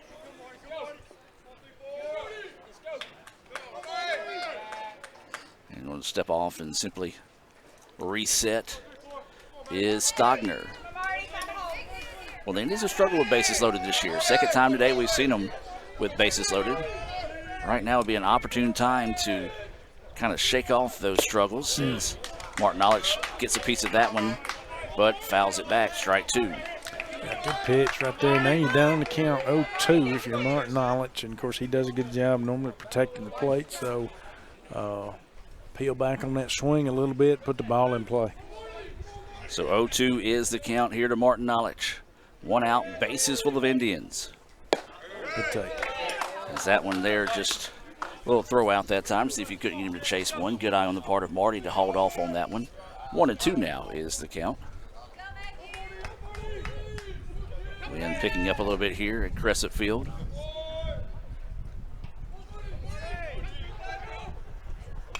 And he's going to foul this one back. And a nice job. As you said, he does a good job keeping at-bats alive, and a good one there, finding a piece of that one to foul it back. And we'll stay at 1-2. Yeah, Stogner again with that delivery, again with that tail on that spin on that ball, kind of drifts to the outside just a little bit as far as the outside part of the plate, but got a piece of it, found it back, still up to, still alive. And then that time just couldn't catch up with the fastball, and Martin Knowledge will go down swinging for strike 2. That is the second Renaissance Bank strikeout of the day for Stogner, and now this is going to bring up Will Verdon. 0 for 1 today with a pop up to second. He's also hit by a pitch. An opportune time here for one of those classic Verdon doubles off the wall. Time taken here by Will. Yeah, you mentioned classic double there. Verdun actually leads the team with 15 doubles on the year, so it'd be very, very much what ICC needs and what the doctor ordered right there if that can happen. Well, I want to say probably I've seen 4 of those that with a little bit more oomph on them would have been home runs, as he has just smashed the ball this year. Just haven't been able to find a way out of the ballpark. As this one fouled back and out of play. 1-1 now is the count. Softball scoreboard update. They're in the top of the 4th. ICC leading Gulf Coast 2-0. A crucial doubleheader down there in Perkiston. ICC won the first game of the day, trying to complete the sweep of the Bulldogs down there before coming back home to wrap up the season next week. Or actually, they'll be at Holmes on Tuesday and then wrap up the season against Meridian on Friday. So 1-1 is the count here to Verdun. And this one ripped, and it's going to get down to the gap, and there it is. There's that double we were talking about. 1 run will score, 2 runs will score, 3 runs will score, and Will Verdun comes up in the clutch for the Indians. You called it, Adam. Well, he didn't bounce it off the wall, but he hit it to the wall, and that was a big-time clutch hit there for the Indians. 3 runs on the board there. And I tell you what, Brad, that can help you breathe a little bit easier there if you're an Indian now. Most definitely. That helps. That's what you wanted right there. And again, if you're J-Dub sitting in the dugout right there, then you are feeling a little better about going out there in the top of the 5th, knowing that the bats are still alive. So runner at second after that bases clearing double. And this is going to be a foul ball for strike 1. Yeah, and you still got your three-hole hitter help with Riley, and then your 4-hole coming up with Verdun in scoring position at second. The Indians would love to keep the merry-go-round spinning here with 2 outs in the inning. This is Davis, who doubled in his last trip up. He advanced on a wild pitch and eventually came around to score. He's 1 for 1 on the day with a walk. Yeah, so 9-5 game now. So Indians, still down by 4, but Adam, like you said, they're chipping away and gotten back in this thing. That pitch missing for a ball. 2-1 now is the count here to Davis. Well, that's what they say. How do you eat an elephant? 1 bite at a time. And that's what the Indians are trying to do here to climb back in this contest. That pitch missing outside, and 3-1 now is the count. And tell you what, Stogner looks to be a little rattled after that double. Yeah, kind of run into some situations like we did. Of course, got the bases loaded there, got behind on that, and knew his back was against the wall, and then Verdung was able to.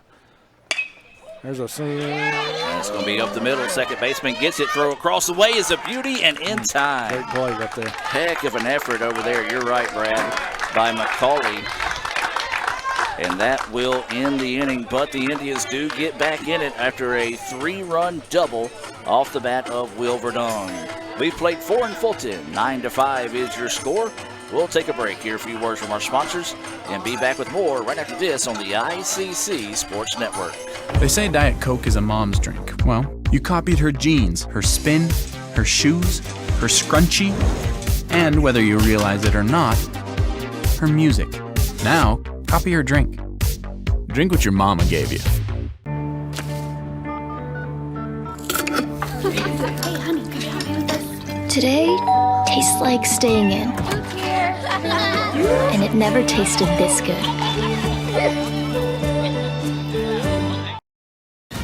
Batman can fight crime, but only you can bring home the Batman calzone from Little Caesars with pizza and calzone crust. So you tell us, who's the real hero? Walk in and walk out with the Batman calzone and see the Batman in theaters March 4th. Pizza, pizza. You hear it, bacon? That sizzle? Dude, whatever food does that. Applauds itself There's no on the other way food out. that claps for itself. Sonic bacon on bacon, quarter-pound double cheeseburger. I've never thought about this before. Tomorrow. Tomorrow is what we anticipate, what we work for, what we want to improve. At Itawamba Community College, we offer the courses, pathways, and the training that can help turn your vision of tomorrow into a reality. So why wait? Your tomorrow can start today at Itawamba Community College. The best start here. And welcome back, ladies and gentlemen, as we head now to the top of the 5th inning. ICC able to put 3 on the board after giving up 9 in the top part of the 4th to make it a 9-5 contest. And this is going to be the 9-1-2 batter scheduled up here for Gulf Coast. Hollingsworth, Carpenter, and Crosby. Hollingsworth has walked twice and does have an RBI. Has that pitch in there for a strike from J-Dub. Yeah, like I told you, or like we mentioned in the bottom of the 4th, you hope J-Dub feels a little confidence coming out as he breaks. That's a good breaking ball right there now. That's an 0-2 count. But it's got that confidence coming out in this inning where you got to throw strikes, let that defense play, get back in there and let's hit the ball. That pitch just a little bit too high. That's, and nothing wrong with that. Yep. Nothing wrong with that. Again, I know you're hearing the boo birds, as you call it, but again, that was a close, but that was ball. And that pitch missing low and outside. 2-2 now is the count. Well, typical home crowd. They want every pitch to be called a strike. And when you're down 9-5, you got a big series here, as you know. This one hammered, but going to be pulled foul. Is that'll go to stay at 2-2 now. But yeah, you talked about it, Brad. This is a big series here as Gulf Coast has split every series they played. They're number 9 in the playoff standings right now. That would be the final spot of the playoffs. And a great job there by J-Dub, starts the inning off with a Renaissance Bank strikeout, his first Renaissance Bank strikeout of the day. Yeah, it was a breaking ball in there, and he couldn't catch up with it, was off on it. And, again, just great job there, great job of pitching with that first batter. Getting that first batter out, too, is huge. And not only on that, with a K. So got some confidence, hopefully, from J-Dub going with the now you got Crosby up to bat. Take strike 1. That pitch in there for a strike. This is actually Carpenter at the plate right now. Oh, okay. Excuse me. Yeah, we went from 9-1, so you're right. There you go. He walked and drove in a run, scored a run, part of that 9-run inning in the previous. He's also struck out and grounded out to second. 1-1 now is the count after that pitch missing for a ball. There is one out, nobody on. It's a little off speed there, had the batter well ahead of that one. 1-2 now is the count. Yeah, good job. Got a 1-2 count. Staying ahead in the count. That's big with the pitching on the mound right there. Staying ahead in the count, not getting down too far, putting yourself in a bad situation. 1-2 pitch coming. Swung on and missed for strike 3. And yeah, lost the bat that time, and that's what you call having the batter crossed up. Yeah. Got a K on it anyway right there, so that's 2 Ks on the inning, which I had credited him K Carpenter a while ago. Just called it ahead of time. Just called it ahead of time, so now he did K Carpenter. Now that comes up with Crosby. And Crosby on the day, 0 for 2 with the walk. He does have an RBI. Another one of those guys that drew a bases-loaded walk back in the 4th inning. It will be a huge momentum booster to get out with a 3 up, 3 down right here for the Indians and turn around and now go back in and hit. I want to say he did go, commits to the swing that time. Strike 1. J-Dub doing a good job right now. He's settled down. You know, again, came in a bad situation, Adam. I mean, it was a tough situation after they'd walked in so many runs. And, you know, I don't care who you are. It's tough to come in that situation. Smoked that This one rocked to the right field. Right fielder is not going to be able to get to it. It's going to be down for extra bases. Kind of bounced around a little bit, and that's going to go for a double. That holds him to 2, which is good. You still got 2 outs. Keep that in mind for the Indians. That's going to bring up the number 3 hole batter with Smith. Sean on the day is 0 for 2 with the walk and RBI and run scored. He did reach on an error in the first, but was left stranded. There is 2 outs. That extra base hit being brought to you by Davis Ford. Visit DavisFordSales.com to experience the Davis Ford difference. If you're looking for a new or used vehicle there, Davis Ford would gladly hook you up with what you're looking for. I know you're a Davis Ford guy over there. Oh, yeah. I'll tell you what, I've had several Ford trucks and talking with Tab, and they've got a great service department out there, too. That's another thing that I love is their service department. And as Ball 1 comes in there, but they do. They got a great service department, but you know, old Tab, you need to get down there and talk to Tab. They'll lay a good deal on you, Adam.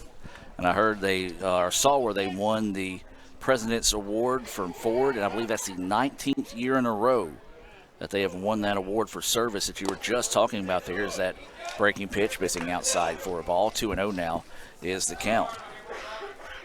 Well, it's always been handy for me, too. I can drop my truck off there in the morning, get an oil change, and I'll just walk to work as close as we are. Go down there and pick it up at lunch. So 2-0 is the count. Foul ball ripped down the side and had to go for a 2-1 count now here on Smith. The Indians looking for the exit as the Bulldogs trying to extend this inning here. 2 outs. 2-1 is the count here to Smith.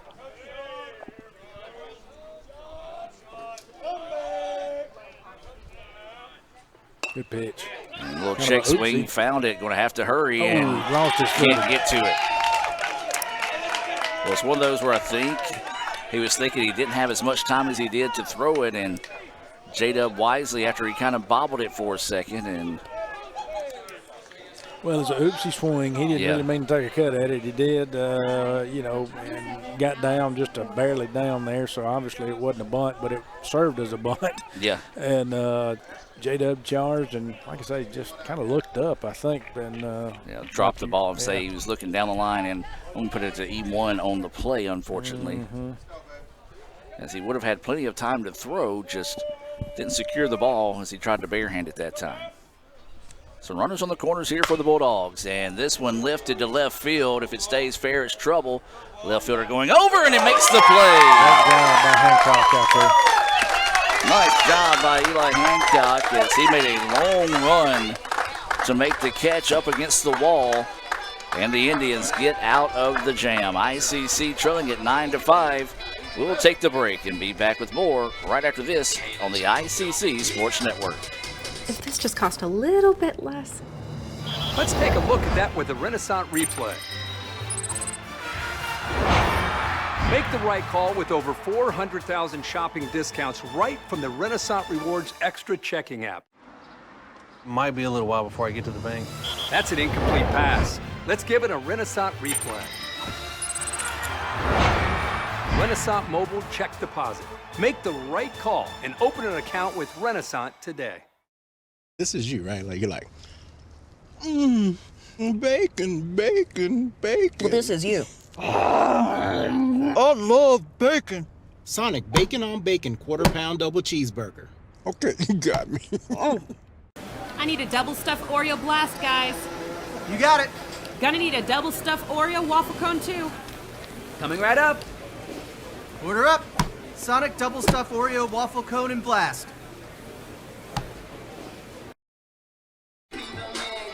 And welcome back, ladies and gentlemen. 9-5, Gulf Coast with the lead as we head to the bottom of the 5th inning. It was 9 runs in the 4th. ICC added 3 in the bottom part of the 4th. They also picked up solo runs in the 3rd and the 1st inning. That's a Sonic scoring recap. And it's going to start with Bryce Capobianco, Connor Gardner, and Eli Hancock due up for the Indians here in the bottom of the 5th.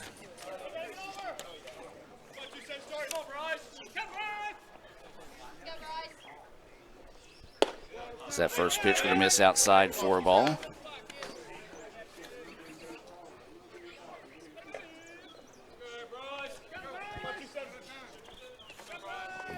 Updating Twitter on softball as there's a hard hit.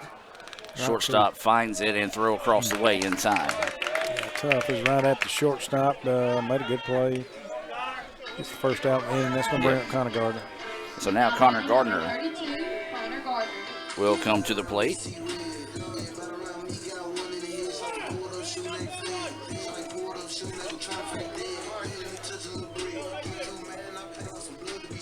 And so Gardner on the afternoon 0 for 2 with a pair of flying balls out to left field. So he'll dig in with 1 out and nobody on. Takes a look at the first one.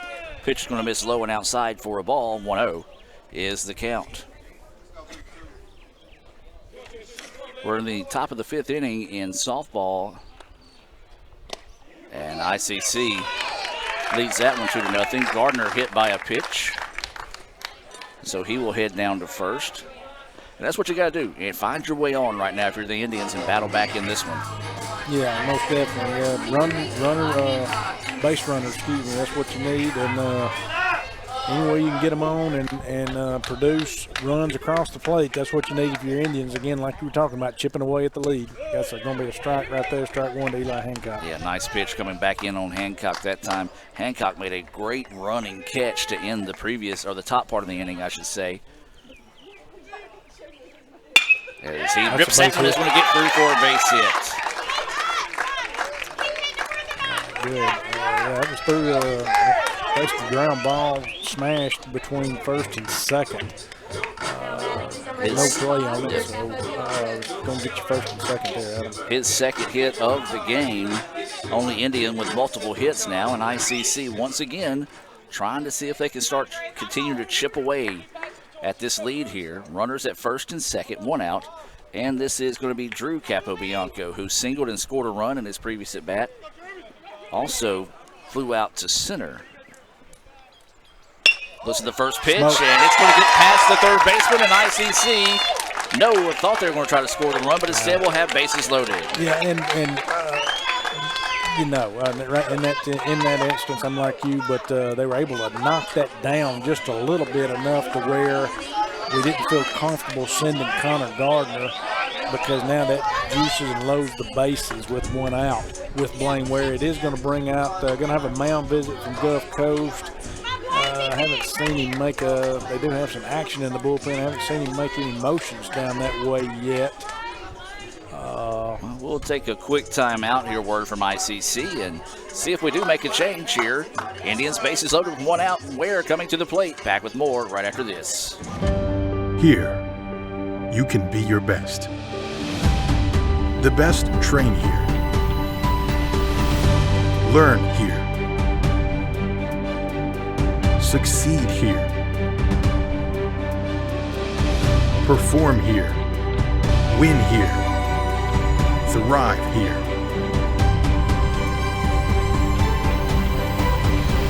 Itawamba Community College. The best start here. And welcome back, ladies and gentlemen. No change. Just a quick visit out to try to settle down Stogner in this situation. Indians with bases loaded, 1 out. Trailing this one 9-5, and Blaine Ware coming to the plate.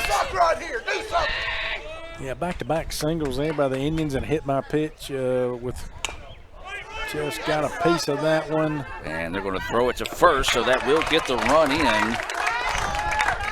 Smart play, and we're going to talk about this a little bit more after we look at that one, as it does get the 1-3 on the RBI. You saw there Blaine kind of dipped out of the way of the pitcher. The pitcher could have easily tagged and threw home to possibly turn 2 in that situation if Blaine doesn't make that move to dodge the tag, forcing him to have to throw it first. So might be looking a little bit too deep into it, but a smart play there by Blaine to at least force him to throw to first and let the run score. Yeah, I agree. And you still now, that leaves runners at second and third now with Meeks up and another opportunity to still do some more damage. Now you cut the lead to 9-6 with 2 runners in scoring position still here and speed on the bases. Base hit could score 2 and cut this to 1-run lead there, Adam. That pitch missing outside, 1-1 now. Is the count here to Meeks. Meeks batting in the 9 spot. Walt scored a run in his last at bat. He has struck out today swinging. Yeah, this is a great opportunity here for the Indians. If they could put together a hit in the outfield down there, I mean, again, you could, as he swings on that outside pitch, yeah, that's going out of play. It could really, it could cut this lead, you know, that seemed like it was going to be tough to come back on. It could cut it to 1. 1-2 is the count. So, going to have to guard the dish here with 2 strikes on him. That pitch missing outside. Now it evens up at 2-2. Yeah, couldn't get him to chase it. He was trying to get him to chase that outside pitch there. Good pitch on his end, in my opinion, but also a good eye on the end of Terrace Meeks. So now the count goes 2-2 here on Meeks with 2 outs. Runners at second and third. Meeks looks at that pitch missing low for a ball. Yeah, good job there. He's going to run the count to full. Your base runners, of course, they'll be in motion. So Meeks awaiting the pitch here. Indians trying to extend the inning. 3-2 pitch on its way. Meeks jams him a little bit. Second baseman finds it, throws over in time for the out. Good pitch to get that out there, 4-3 to retire the Indians. ICC gets 1 run on 2 hits, no errors, and 2 left on base. Tribe trying to chop their way back into this one, 9-6. Bulldogs with the lead. We'll take a break and hear a few words from our sponsors and be back with more right after this on the ICC Sports Network. Everyone has a unique story to tell. Maybe your story has you performing your new song in front of a crowd, getting to play your favorite sport, or enjoying a horseback ride in the country. At Orthopedic Institute of North Mississippi, our group of skilled surgeons understand your need to continue your story. That is why we are the preferred choice for orthopedic care. Thank you for choosing us. Our story is you. Orthopedic Institute of North Mississippi. Bringing home the Batman calzone from Little Caesars might make you feel like Batman. But could you really be the Batman?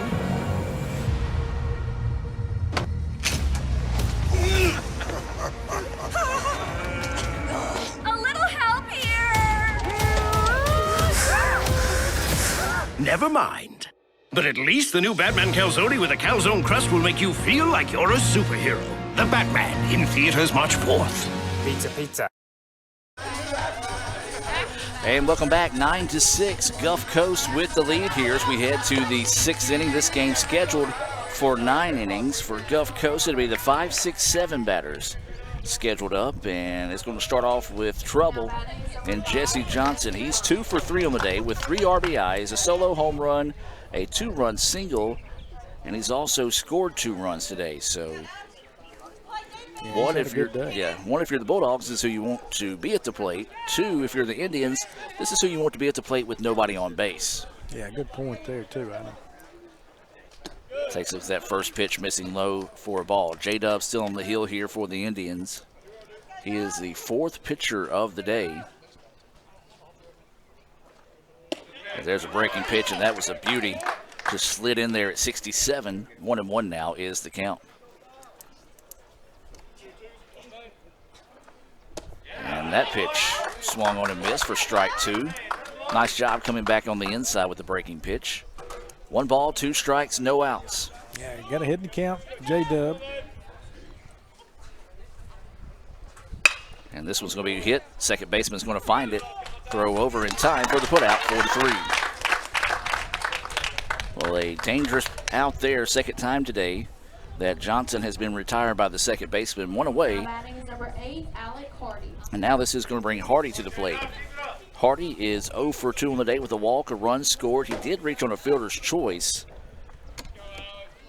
on his last at bat when the Indians were able to get the out at home. Swings in the first pitch he sees, pops this one up. Right fielder having to shield some of the sun and does make the play. Yeah, good job out there because we had actually both Campabiancos out there battling for it. Drew going out from second. Bryce coming in from right field, but Bryce did a good job of shading that sun because it would have been a tougher play. It's Bryce's ball if he can get to it, and he was able to get up there and get to it, shade the sun up to get the out. 2 outs now in the inning. Good breaking ball. This pitch is going to be fouled out of play and land over near Firewater Creek for strike 1. So 0-1 is the count here as this is McCauley at the plate for the Bulldogs. Breaking pitch just a little bit too far inside. 1-1 now is the count. So 1 ball, 1 strike, 2 outs.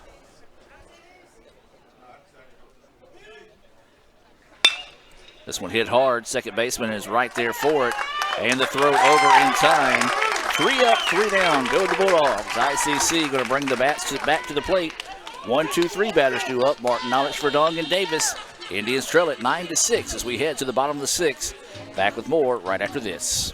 Ever since we opened our doors in 1964, Davis Ford in Fulton has been committed to providing the highest level of customer service and customer satisfaction. That level of commitment is shown in our 18 Ford President's Awards for overall customer experience. Whether you're looking for a tune-up, a trade-in, or a new F-150, the team at Davis Ford is here to serve you. Come see us today in Fulton. Call us at 662-862-3711 or visit us online at davisfordsales.com. Davis Ford, small town dealership, small town prices. Playing on tour takes years of dedication, hours of practice, focused precision, and nerves of steel. That's how you become great at the game, but not how you should bank. That's why Allie Ewing chose Renaissance Bank. Their easy-to-use app makes banking a breeze, no matter where she is. Renaissance Bank, understanding you. And welcome back, ladies and gentlemen. Stogner still on the hill here for the Bulldogs as ICC trailing at 9-6. And for the Indians, it'll be the 1, 2, 3 batters. Martin Knowledge, Verdong, and Davis scheduled up. Yeah, for you MLB fans out there, I don't know if you saw it earlier tonight today, but Miguel Cabrera, becomes just the 7th MLB player now with 3,000 hits, 500 home runs. Playing the Colorado Rockies, he got that 3,000th hit there in the first inning today, Adam. So that's huge on that end. Going to show bunt, pops it up. Catcher's going to give chase and couldn't get to it. Great effort, man. There given by Hollingsworth to try to get to that one, and I think it's one of those he thought he ran out a little bit more real estate than he did because there's a lot of room behind home plate. So that'll go for strike 1. Yeah, you talk about that. You know, Yankees walked him a couple of times in some situations, and the fans didn't like that too much. But I like what Cabrera said. He said, hey, it's part of the game. It is. And that's what Aaron Boone said, too, after the game when they interviewed him. You know, it is part of the game. It's not, you know, I mean, I don't think it was anything intentional against him. You still got to play, and you got to do what you got to do to try to win as Martin Knowledge takes ball. 1-1 now is the count. Of course, he was 0 for 3 going into that part before he got walked in that situation. And, of course, you got to be careful with a guy like that. You don't get 3,000 hits by mistake. You're exactly right. As this one's going to be popped up, and it's going to get out of play for a strike. Unless you're Bernie Mac. Then you have to go back and earn your 3,000th hit. I remember that. So 1-2 now is the count. Here to Martin Knowledge, trying to start us off here in the bottom of the 6th, and he's going to get a little flare out to right field. Nice at bat, just went with the pitch and got a little flare out there for his second hit of the contest. Yeah, again, what the Indians need is base runners. And you're looking at it, Adam, as far as hits, runs, the Indians have scored in every inning except for the second inning. You know, they've had a run on the board. And just that bad inning so far with Gulf Coast. You know, it's amazing what we've seen the last two innings, what you can do when you throw strikes as Verdung fouls this one first pitch off into the parking lot. I think that one got a vehicle, as that was the 8th of the game for the Indians, 6 for the Bulldogs in this situation right now. I'm going to tell you, if it was my vehicle, he deserves to hit it. So 0-1 is the count. That pitch going to miss outside for a ball. I remember one of my first games, actually my first year here, somebody hit a home run down the 330 line, and it was Gulf Coast. And it stayed fair, but it sliced after the fact and hit the back window, the back side window. So not the big window, but the small window on an older truck, and went into the truck.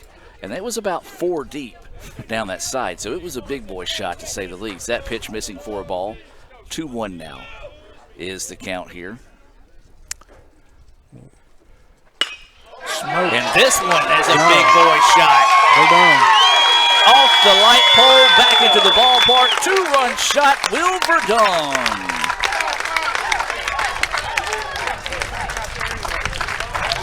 Boy, I tell you what, that's the first time I've ever seen that, as that one hit the light pole out there in left field and came back into the ballpark.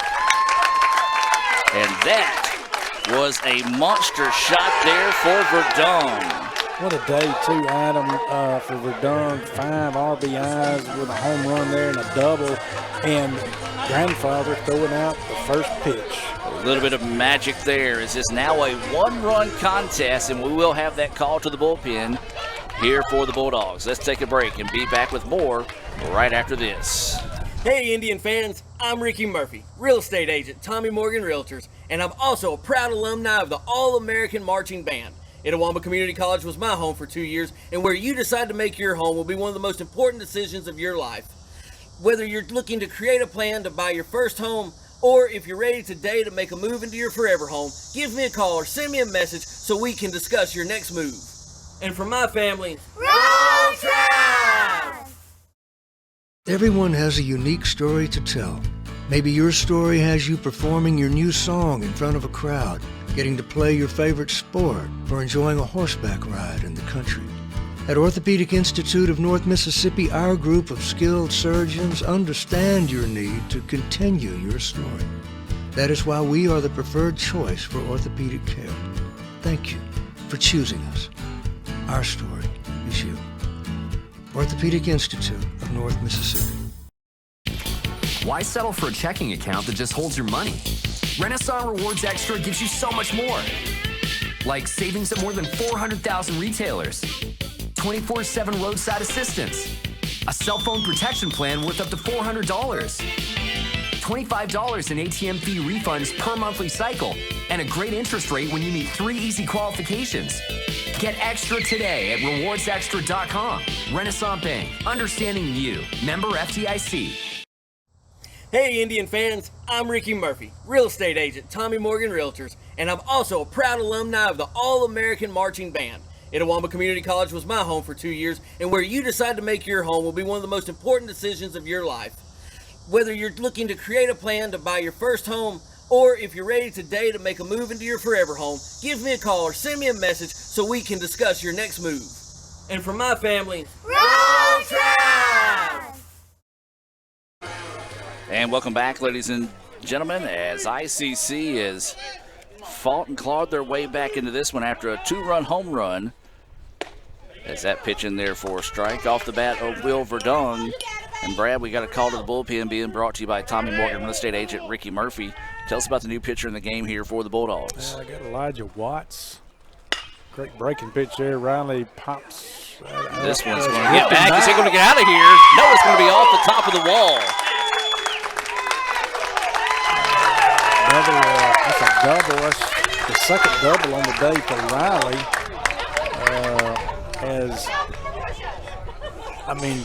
again, that was hit great, Adam, but I think a little windage helped it too. But again, don't want to take anything away from it because it was hit great, and that's the second stand-up double on the day for Riley. Indians in great position here to tie this up because, again, no outs in the inning, and you got your number 4 hitter up with Bryce Capobianco. But Elijah Watts, don't want to take away from him, sophomore, 6'1", 230.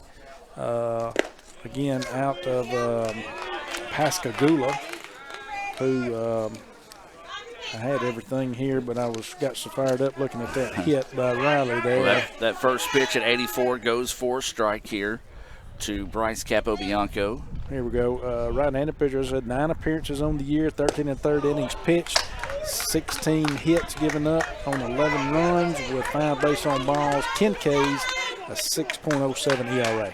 Went off speed at 77, and Capobianco well ahead of that one. 0-2 now is the count here to Bryce. Yeah, got to be patient for Capobianco here. Don't get ahead of yourself. I know there's a lot of energy going on right now, but and this one lifted to the gap. Is it going to get out of here? No, it's going to be to the wall, but it will advance the runner to third. And that's fine. There's nothing wrong with that. He smoked that ball, hit it great, hit it on the dime, hit it solid out there. Just not enough to get it out, but it was enough to get the run over third, and that's only 1 out now with the tying run 90 feet away and Connor Gardner up. So Connor, who was hit by a pitch, scored a run in this inning. He's also 0 for 2 with a pair of fly balls to left field. You'd take a fly ball to left field right now to tie the ball game if you could, if you're the Indians. Oh yeah. It's situational baseball. You got to get that run in, no matter what. You've got to get that run in. You're here. You let off the inning with no outs and a double there by Davis at second, and so you've got to get that run in, no matter what, to tie this ball game. So Gardner at the dish right now. Tying run is at third. That pitch clips the corner for a strike. 1-1 now is the count. I mean, the ultimate goal, sure, would be a base hit to get the run in and to keep it with only 1 out. But if it takes a sac fly to get him in, it takes it. So waiting the 1-1 pitch here from Watts. This one popped up, backing out of play. 1-2 now is the count. Okay, Connor's down in the count now, 1-2. So, again, he's got to do his job to protect the plate and battle up there. He's just thinking put the ball in play in some form or fashion. Right side of the field would be lovely. So Gardner waiting the 1-2 offering here from Watts. Runner at third. And like that might have just been I don't know what that was. The catcher just basically stood up there. I don't know why you would have a pitch out in that situation. I don't know. I mean, I know the ball was up a little bit, but I don't know why he stood up. He was standing up before the pitch got there. I guess he was just anticipating that pitch to go high. 2-2 now is the count.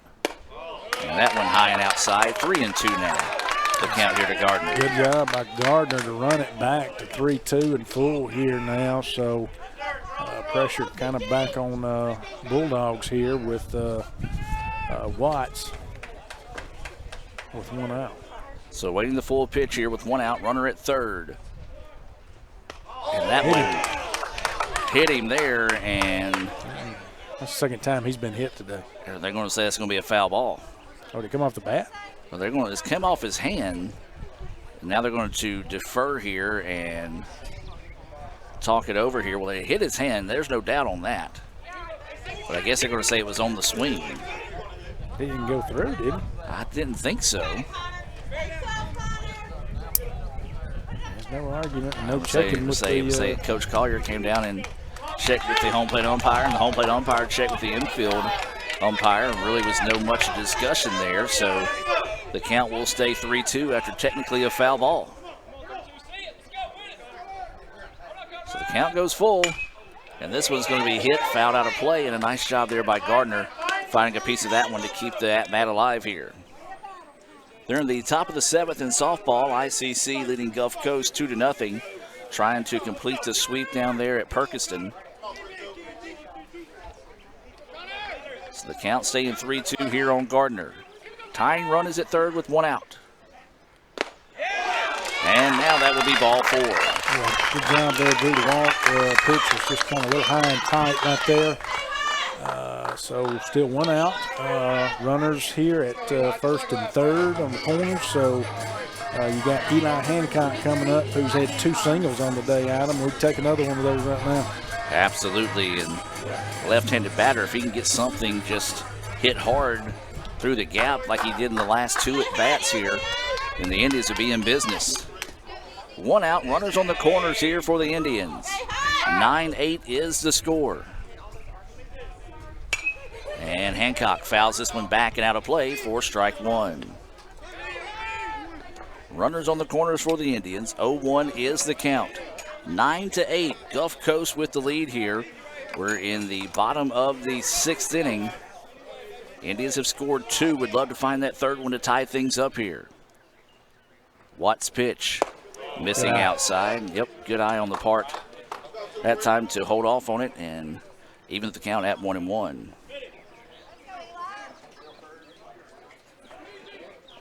Well, they're giving him that big gap over there at the right side where he's gone in the last couple at-bats. That's where he's going to go again this time, but just pulls it foul. And now the count will go 1-2. Well, Adam, you'll be happy to know that your Fighting Irish are waxing Wake Forest 17-3 in the bottom of the 7th right now. Well, that's what we did last year. We got hot against Wake Forest and made a run all the way to almost making it to the national tournament before losing to some team down in Starkville. 1-2 pitch. This one blistered, but it's going to be pulled foul. Man, you can just feel the tension in the air right now, Brad, on each pitch. As Hancock battling right now, 1-2 is the count. Speaking of the boys from Starkville, that game has started. On top of the 2nd, Ole Miss has a 1-0 lead down there, or at Oxford, excuse me. 1-2 pitch. This one's popped up, and it's going to get out of play. Good job by Hancock up there battling again. He's got a 1-2 counter on him, but he's up there no matter what. This is a quality at bat. He's just trying to put the ball in play. See if we can get that 1 run in. Got to have the ball in play, either that or walk, to keep this to where we could potentially get the 1 run in, even with a deep fly ball. So waiting the 1-2 pitch with 1 out. There's a grounder. Second baseman going to have a play. There's 1. Are they going to get 2? No, the throw's too high and the Indians score. Tie ball game.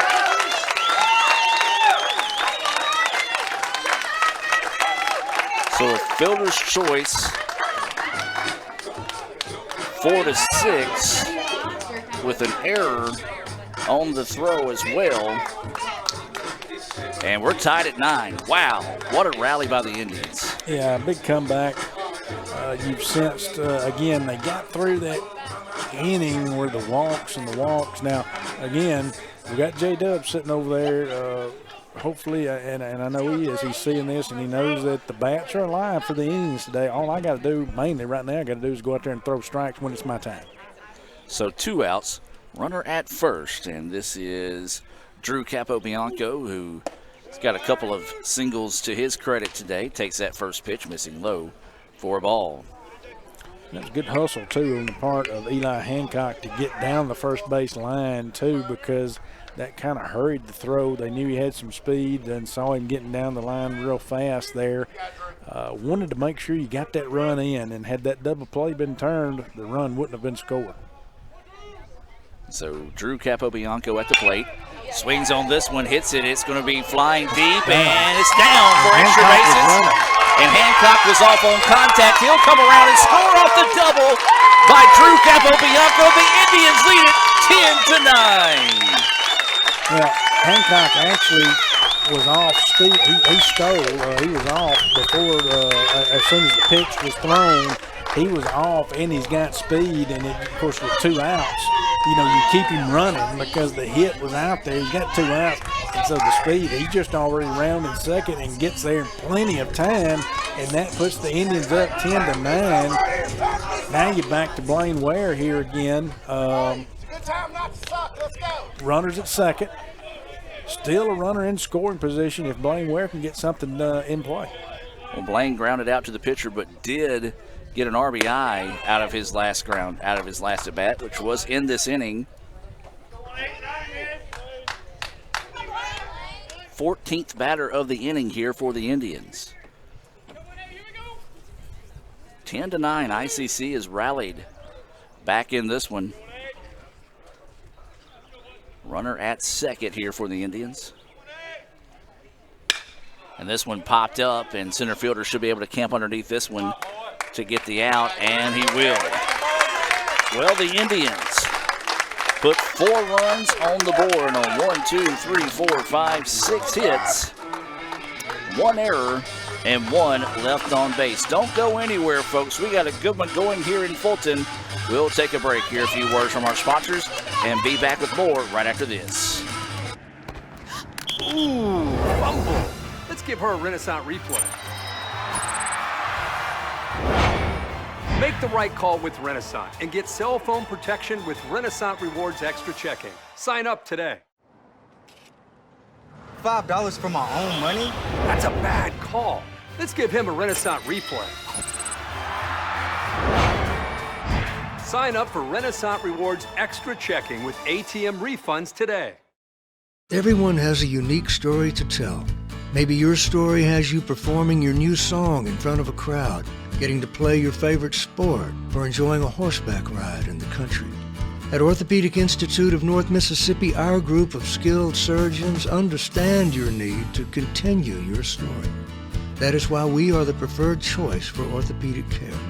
Thank you for choosing us. Our story is you.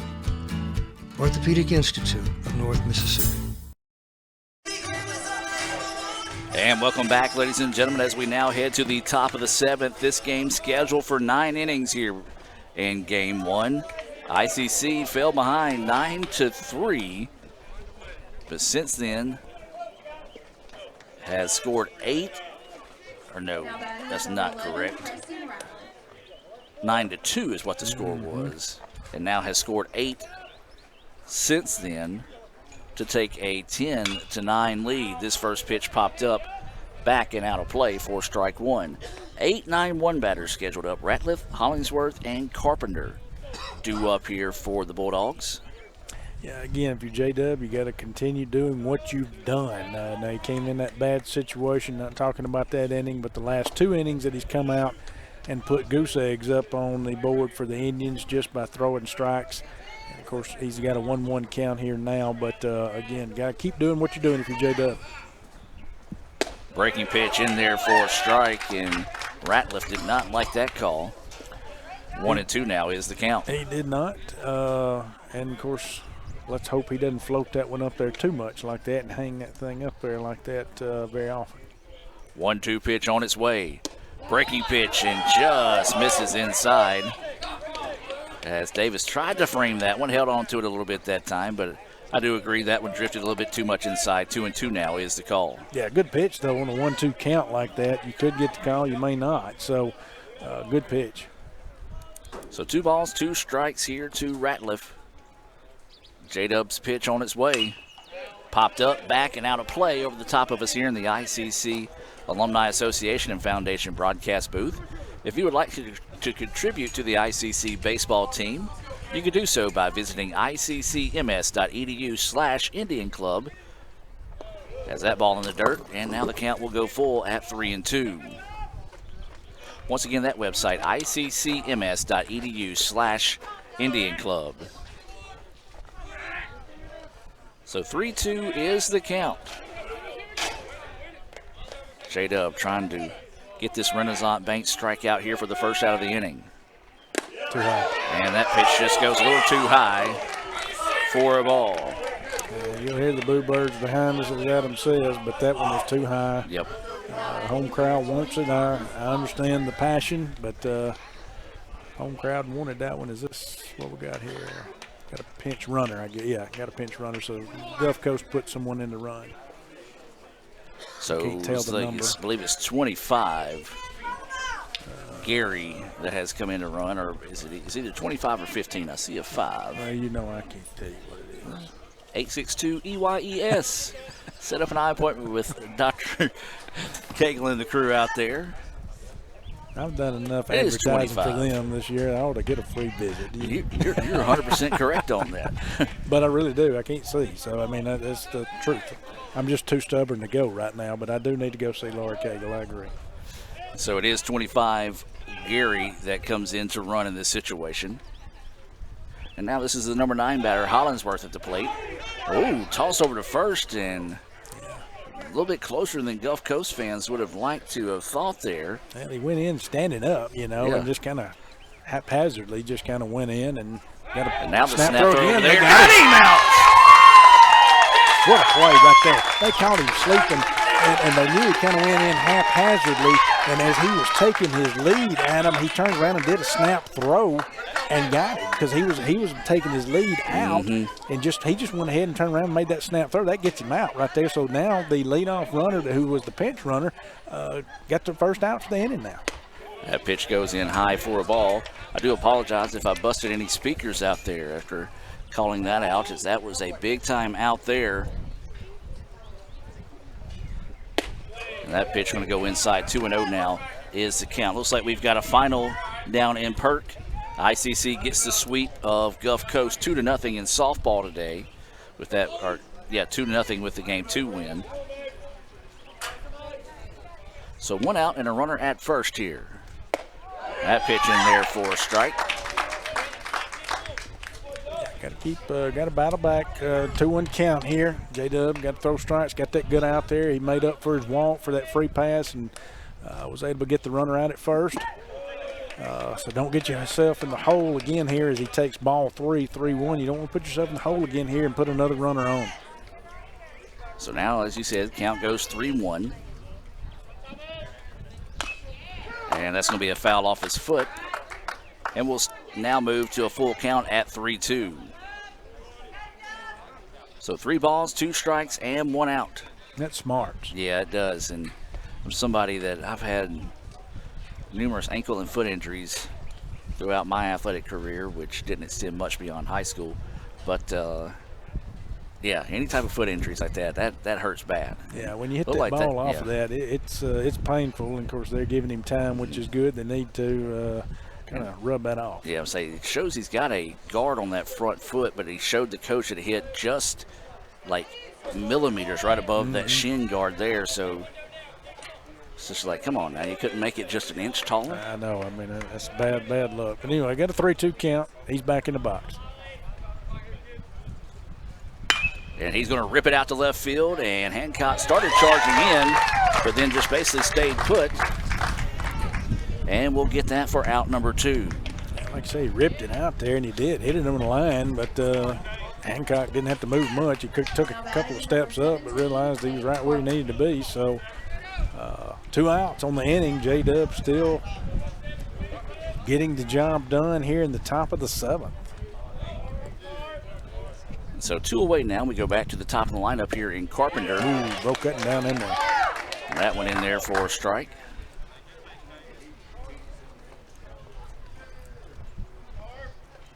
So this is going to be a foul ball, and Gulf Coast third base coach just watched it go by. He didn't want to make a play on that one. We saw Rick make a couple of plays today over in the third base box. J-Dub's gone to that breaking pitch a lot here, and that was 2 that he's thrown, and he went to the fastball then, or the straight one outside of the on the outside part of the plate outside. So ball 1, good eye on their end, good pitch by J-Dub. So 1-2 pitch coming here, and this one lifted. Center fielder's going to jog over, and we'll squeeze it for the out. Well, thanks to a nice pickoff move over at first, the unconventional 3-up, 3-down inning there for the Bulldogs in the top of the 7th. It'll be Meeks, Martin Knowledge, and Verdun scheduled up when we come back in the bottom of the 7th. Don't go anywhere, folks. A good one brewing here in Fulton. Back with more after this word from Coke.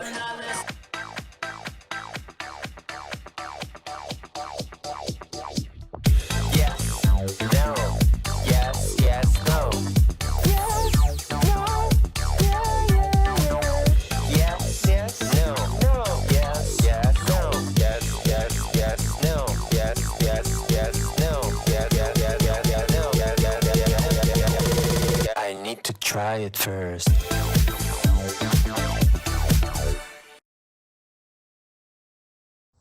Hey Indian fans, I'm Ricky Murphy, real estate agent, Tommy Morgan Realtors, and I'm also a proud alumni of the All-American Marching Band. Itawamba Community College was my home for 2 years, and where you decide to make your home will be one of the most important decisions of your life. Whether you're looking to create a plan to buy your first home, or if you're ready today to make a move into your forever home, give me a call or send me a message so we can discuss your next move. And for my family, roll Tribe! Everyone has a unique story to tell. Maybe your story has you performing your new song in front of a crowd, getting to play your favorite sport, or enjoying a horseback ride in the country. At Orthopedic Institute of North Mississippi, our group of skilled surgeons understand your need to continue your story. That is why we are the preferred choice for orthopedic care. Thank you for choosing us. Our story is you. Orthopedic Institute of North Mississippi.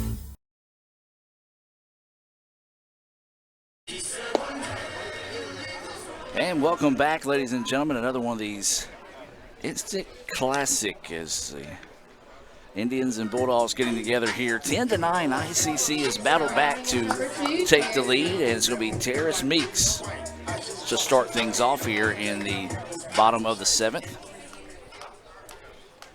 All game ones in conference play are scheduled for 9. Meeks is 0 for 2 on the day with a walk and a run scored. And that one just going to go right to the shortstop, and he didn't even have to move, just kind of leaned a little bit to his right and grabbed that one for out number 1. Yeah, I mean, ain't nothing you can do there. I mean, No. you hit it on the line, and I mean, you do what you're supposed to do there, and just went right to the shortstop. So tough out there, but that was out number 1 for ICC for the Gulf Coast. Excuse me, as Martin Knowledge swings at the first pitch, fouls it out into the parking lot, and that brings him. Of course, Martin Knowledge, the last at bat, Adam. He had a single. He's had a did K on the day, but he also singled back in the first inning. Appreciate you picking up that for me. I just had a spider on my microphone there as that pitch goes high for a ball. I was more or less talking out of fear because I saw the spider and I was hoping that it wouldn't travel over to me. Well, I was just trying not to get his FCC fine when I looked down and saw it. 1-1 now. The count here with 1 out. Martin Knowledge at the plate. Looks at that pitch and just missing for a ball. 2-1 now. The count here to Marty. So starting our 5th rotation here through the lineup, as Gulf Coast has already started theirs in the last inning. So 5 times through the lineup. Is that gonna? That's behind Martin Knowledge, and got him. So hit by pitch, and Marty will head down to first. Third ICC batter to be hit by a pitch today. So with 1 out now, this is going to bring up Will Verdong. He was hit by a pitch in his first at bat, and he's got a 3-run double and a 2-run home run. Yeah, you know, people would say, well, you know, are you hitting Martin Knowledge by, you know, is that anger or frustration trying to get something back? Well, if he did, this is the man who can make him pay. Yeah. As that pitch paints the outside corner for a strike. 0-1 is the count here to the third baseman, Verdong. Well, he hit the light pole out in left field, and the ball actually bounced back into the park on that home run. Good That pitch, a beautiful pitch by Watts. As goes outside, comes right back inside on Verdong. And as you said, Brad, a good pitch there to make the count go 0-2. Yeah, Verdong knew it. I mean, he did. There was no argument there with that. He knew it was a good pitch, and lived to fight another day here, hopefully with the 0-2 count. Got to swing it to anything to protect the plate. Now they're going to try the pick off to first, not in time. No balls, 2 strikes, 1 out here. Verdong at the plate. We'll have to find a way to guard the dish here. Wind picking up now, blowing out to dead center. Verdong rips this one but pulls it foul. And we'll stay at 0-2. Rick didn't try to make a play on that one as it came towards him, and it was a little too much heat behind that one. Too much heat behind it. I think he cared to make a play. Plus, we're getting a little later on in the day, and he doesn't want to get hurt. So 0-2 stays the count here to Verdong with the runner at first and 1 out. Bottom of the 7th. Verdong lifts this one, but it's going to be foul. Left fielder's going to give chase. And there's one of those there. If he would have been maybe more familiar with the field, could have had a play on that one out in the corner. Yeah, it was right there at the fence, you know, and so I'm with you. You know, of course, it's tough if you're not familiar with the field. Wind was kind of keeping it in play that time. And you're also coming downhill with the drainage slope, so would have been a tough play, but would have been a great play out there and a good effort out in left by Smith. So the count stays 0-2 here to Verdong. He's going to pop this one up. First baseman trying to find it. Instead, it's going to go back and get out of play and hit right behind us in the stands. And there was a young lady trying to duck out of the way of it and almost leaned into it. As that one hit in the stands. Brad, so if a similar situation happens here, we got a choice to make. Bail out or protect the equipment. And I'm bailing. I'm bailing. I won't try to bail, let me say that. I may not be able to move quick enough. We could get under the table, I guess we had to. So waiting the 0-2 pitch here after Verdong has fouled off a few. That pitch goes high. Now the snap throw down to first, and just going to see if they might have been trying to put the runner in motion there. And 1-2 now is the count here to Verdong. Yeah, it's a good job drawing the throw down there because that throw was in the dirt. Had he not scooped it up, you know, Martin Olich could have made it over to second easily. So maybe even third, depending on how far that ball got away from him. So drew the throw. So now the count is 1-2 with one out. Runner at first. This one hammered, but the left fielder is going to be right in the right spot at the right time. So a nice job there by Watts coming back and winning that at bat for out number 2. Well, not a whole lot that Smith had to do out there. He just took a half a step to his glove side and reeled that one in for out number 2. And now this will be Riley Davis, who has doubled twice today, walked, and has also grounded out to the second baseman. He scored twice as well. So 2 outs and a runner at first here for the Indians. Bottom of the 7th. This one's scheduled for 9. 10-9 ICC has battled back to take the lead here. Yeah, a little high heat there. He swung at it, so did foul it off out to the parking lot out there. Gotta be patient. So 0-1 now is the count here to Davis. Again, runner at first. That's Martin Olich, who was hit by a pitch. So that pitch goes high for a ball. 1-1 now is the count.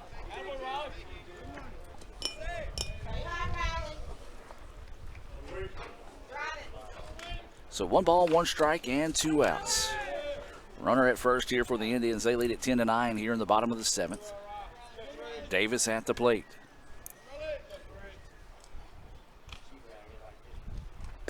That pitch goes high for a ball. 2-1 now is the count. Well, Watts has kind of slowed down his work on the mound right now a little bit, trying to get focused in a little bit more.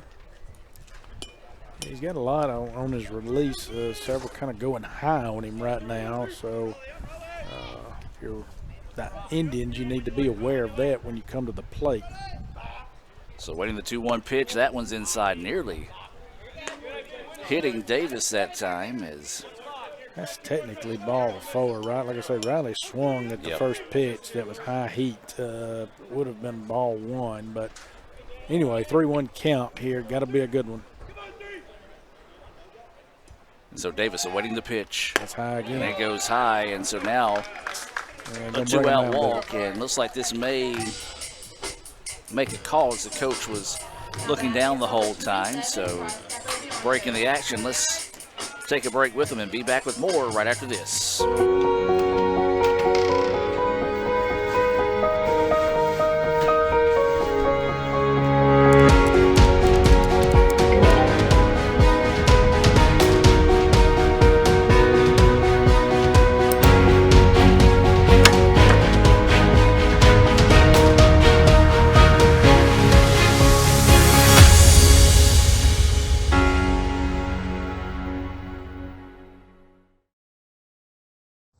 Hey Indian fans, I'm Ricky Murphy, real estate agent, Tommy Morgan Realtors, and I'm also a proud alumni of the All-American Marching Band. Itawamba Community College was my home for 2 years, and where you decide to make your home will be one of the most important decisions of your life. Whether you're looking to create a plan to buy your first home, or if you're ready today to make a move into your forever home, give me a call or send me a message so we can discuss your next move. And from my family, Roll Tribe! Welcome back, ladies and gentlemen. We do have a call to the bullpen here. We also have some Coca-Cola defensive alignment changes here for the Bulldogs. Let's go ahead and start with the call to the bullpen. New pitcher in the game here is going to be Jesse Johnson. He's moving over from third, taking over for Watts, who is still on the hook for the decision in the contest so far. So with Johnson moving from third to pitcher, then that will bring up Alec Hardy, who is at first base, now shifting over to third base. And the DH, Alex McWhorter, will come in and play first base for the Bulldogs. So if you need that change, once again, new pitcher, Jesse Johnson. New first baseman is Alex McWhorter, who was the DH. And then new third baseman is Alex Hardy, who was at first base. Brad, let's talk about some Sonic stats on the pitcher Johnson. Yeah, Johnson, sophomore. Of course, like we say, he was in the game already, but he does have 8 appearances on the mound this year. 1 win, 1 loss, 1 save to his credit. 13 innings pitched, giving up 10 hits on 1 run, 6 base on balls, 21 Ks. And that first pitch, a fastball in there at 85 for strike 1. He'll be greeted by Bryce Capobianco with 2 outs. Runners on first and second here for the Indians. ICC would love to pick up some insurance runs here in the bottom of the 7th.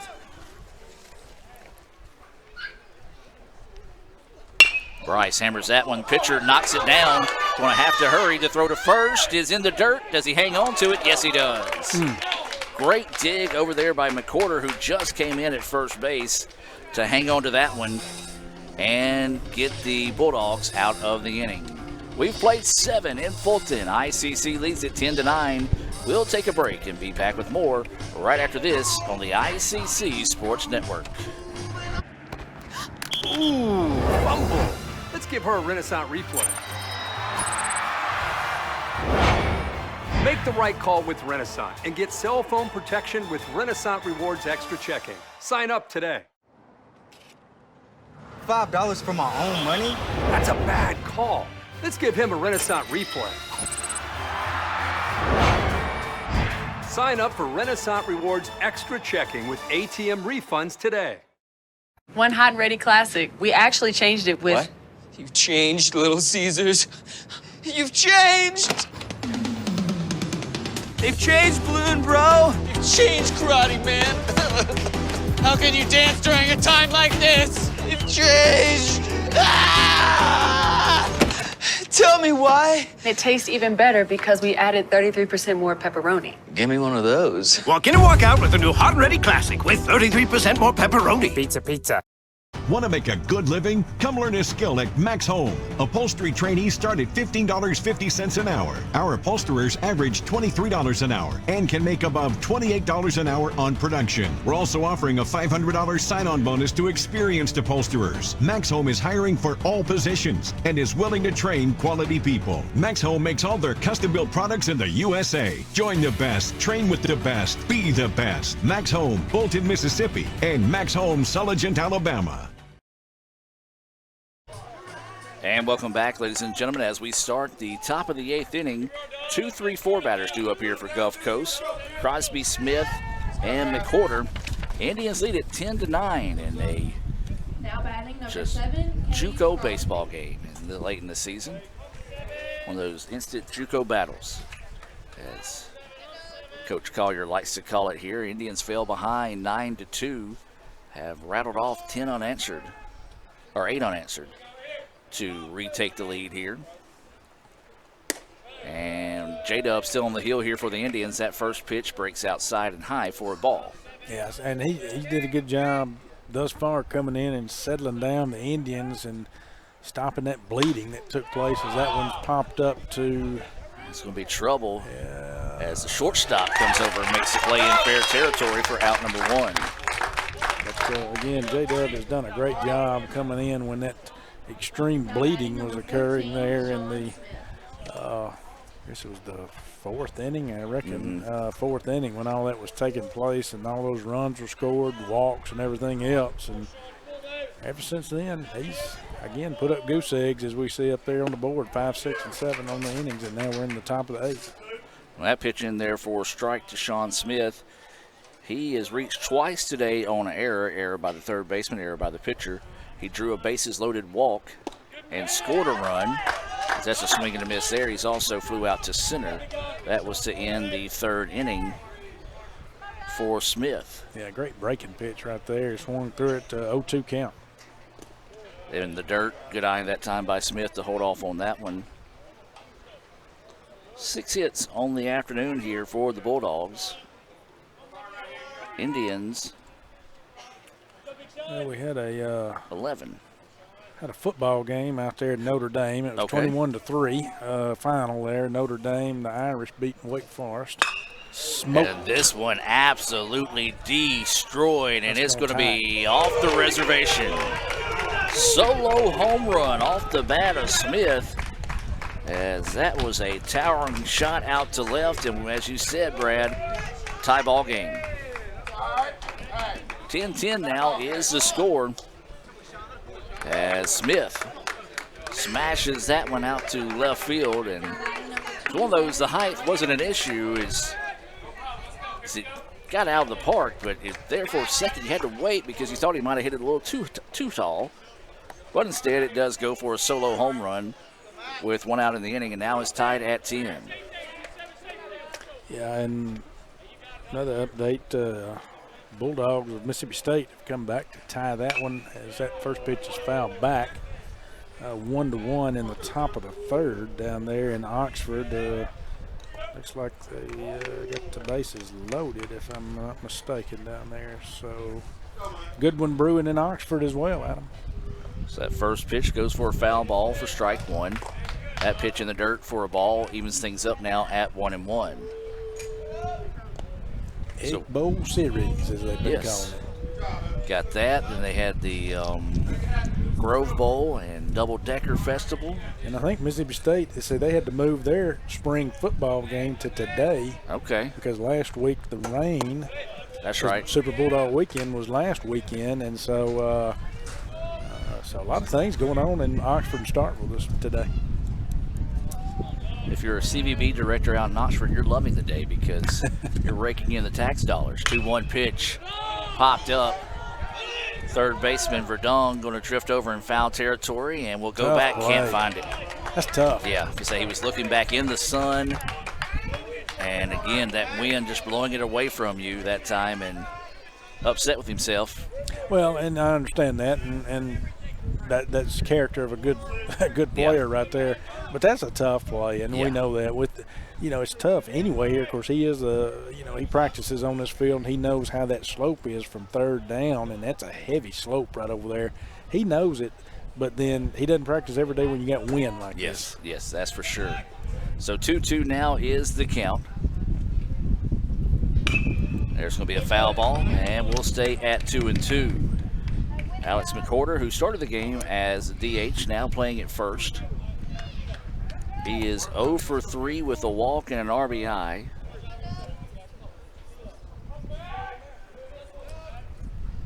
So waiting the 2-2 pitch here from J-Dub. And this one hammered. Center fielder, though, able to adjust and will come up and make the play for out number 2. Sounded really good off the bat, just got underneath that one. And now with 2 outs, this will bring the new pitcher to the plate, Jesse Johnson, which, by the way, Watts now no longer on the hook for the decision with the tie contest. So Johnson could help his own cause here with a base hit. And he's had 3 RBIs on the day, so, and one of those being a home run, which is a solo shot at him. So it does draw strike 1 there. Yeah, he has grounded out twice today to the second baseman, as Brad mentioned. Did have that solo home run and then a 2-run single. As that pitch missing low and outside for a ball. 2-1 now is the count.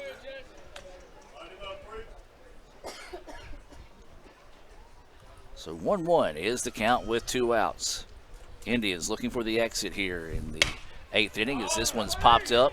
Verdon's going to have a chance to redo it here, and he makes the play that time for out number 3. 10-10 is your score. We're heading to the bottom of the 8th. Don't go anywhere, folks. Back with more right after this on the ICC Sports Network. At the Orthopedic Institute of North Mississippi, we have been working continually through the crisis to meet the needs of our community. Our walk-in clinic is a service that we provide to our patients that want to avoid the wait and exposure of the emergency room. At the walk-in clinic, you can do just that. Walk in with no prior appointment or phone call. We provide specialized treatment for physical injuries like broken bones, sprained wrists and ankles, joint and tendon pain, and sports-related injuries. You can get in, out, and on the road to recovery quicker.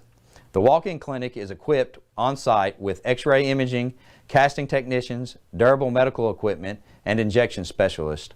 Our team is supported by the orthopedic surgeons of the Orthopedic Institute of North Mississippi. Our staff is specially trained in orthopedic-related injuries. We ensure that you will receive the best care for your orthopedic needs. Remember, at the Orthopedic Institute of North Mississippi, our story is you. And welcome back, ladies and gentlemen. 1 run in the top part of the 8th inning, and the Bulldogs have tied it. It was off a solo home run by Sean Smith. 2 up here for the Indians is going to be the 4, 5, 6 batters. Or excuse me, the 5, 6, 7 batters. Connor Gardner, Eli Hancock, and Drew Capobianco. And Brad, these are 2 teams fighting for a spot in the playoffs and everything we thought it would be and then some. Well, guess what? We got another game after this one. Yeah, still plenty of time, too, for folks to come out to the park here on a beautiful day and great weather. Nice and warm out today, and see some good baseball. I mean, some good competitive action. And hey, if you like offense, come on out. Yeah. Get 20 runs on the board right now between 2 teams. 20 runs and 18 hits between the 2 teams. Is that pitch missing outside for a ball? Of course, as we mentioned, we knew there'd be some potentially long balls hit today due to the wind, not taking anything away from any of the players who have hit one, as Connor Gardner takes ball 2. But that wind is blowing out today, and so again, batters able to take advantage of it. So 2-0 pitch coming, now 3-0 is the count here to Gardner. Yeah, Gardner will be taking one right here. Need base runners still here in the bottom of the 8th. Need any base runner we can get, and hopefully go into the top of the 9th and get out of this thing if we can score a run. And he does. Taking the whole way that time, and it's a 4-pitch walk to Connor. Back-to-back walks issued there. You're going to get him some wheels, I think, on base, Adam. Yep. And rightfully so in this situation here. It looks like this is going to be Ty Robertson coming in to run for the Indians. Brad, do you remember back in the 2nd inning when I said this game could come down to whichever team can string together a couple of hits to win this one? Well, they've strung together a couple of hits, and as you said, has put 20 runs between the 2. Shows you can't really judge a game that early on, as Robertson does enter to run here. Ty is a freshman out of North Pontotoc High School. Calls Ecru home. So now this is going to be Eli Hancock, who's got a pair of singles on the day. He reached on a fielder's choice and scored in his previous at-bat. He's going to show bunt, pulls back, takes it for the ball. It gets away, and a good job by the home plate umpire getting out of the way of it. Yeah. As the runner was unable to advance. Probably a smart play there by Ty. He's a freshman, not want to come in and give away an out in this situation. Yeah, he does have good speed, but a smart play just to go back to first and stay there. You got no outs. I mean, there's no point in trying to make a superhero play right now. And he's gonna square up, gonna get the bunt down. Beautiful bunt. Only one play, and it's going to be to tag the runner. He went out of the baseline. I mean, that's fine. It's gonna get him out anyway. So he did his job. He laid the bunt down. Robertson moves up to second. Now you got one out with Drew Capobianco up, who got 3 hits on the day. I'm saying, I don't know if I'm Gulf Coast right now if I don't elect to walk him in this situation. As he doubled and drove in a run his last at bat, he has singled twice as well. And so now with the runner at second, Drew Capobianco will dig in. That last at bat was a ICC BSU sacrifice bunt. Is that pitch missing low? The ICC Baptist Student Union, brother Chris Burrows and company, they're running the concession stand here, and if you've never had an ICC BSU burger, you are missing out. I'm getting one between games. 1-0 the count here to Capobianco. Runner at second. That pitch inside. I'll tell you what, Johnson's got pretty good velocity. He's been sitting on 85 all day today. Yeah, but there again, now he's run this count to 2-0 on Drew here. So, you know, he's behind in the count, and he was with Connor Gardner, who he put him on. So, got some control issues right now. That one right there for a strike, and taking the whole time that time was Drew as he kind of just stepped back and shook his head in agreement with the call. 2-1 now is the count here to Drew Capobianco. Well, he can put his name in the hat for our Samstown Market star of the game with a base hit here. Well, there it is. And there it is. Timely hit there as Robertson will head around third and score, and that'll be a double. Back-to-back doubles by Capobianco. Well, I like it when players make me look like I know what I'm talking about. And Drew did it just there as he delivered a big-time hit, his fourth hit of the game, second double of the game, second RBI, and now ICC retakes the lead at 11-10. That's what you wanted, and that's again, you know, we always talk, and we talked about us in the early innings, and now them. Walks can come back to hurt you, and what they do, they walked Connor Gardner to start this inning off, and of course you get the pinch runner in with Robertson. And a beautifully executed sacrifice bunt, and then that double. So there you go. Is that pitch in the dirt? As Johnson wanting a different ball here. Didn't like that one. Again, the Indians still need to be patient at the plate, which I think they are, because I'm still not sold on Johnson's control right now. He's a little wild. So at times, when I say wild, not extremely wild, but not throwing strikes. He did right there. That one coming right back into your living room above us here in the ICC Alumni Association and Foundation broadcast booth. Again, help support ICC athletics by joining the Indian Club. You can select one of the sports you like or the Sports Information Department, Championship Fund, the General Fund. Visit iccms.edu/Indian Club. 1-1 count. Good eye. That pitch missing outside there.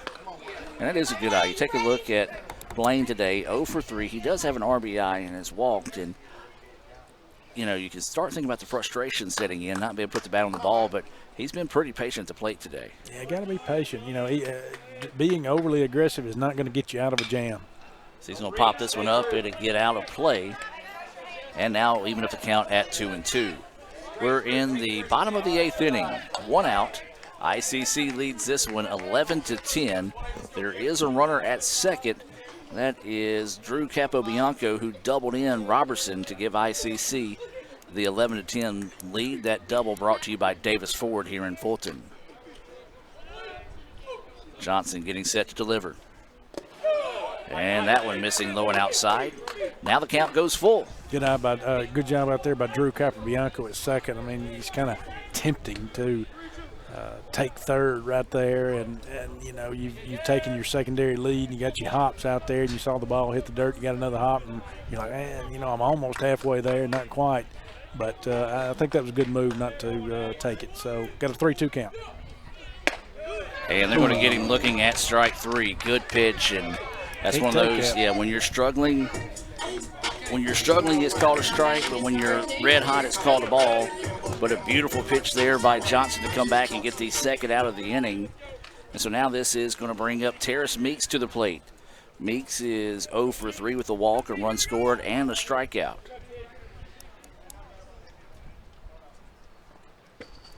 Meeks chases that pitch. Off speed at 73. Kind of a slider at him. It's kind of got him off, I think.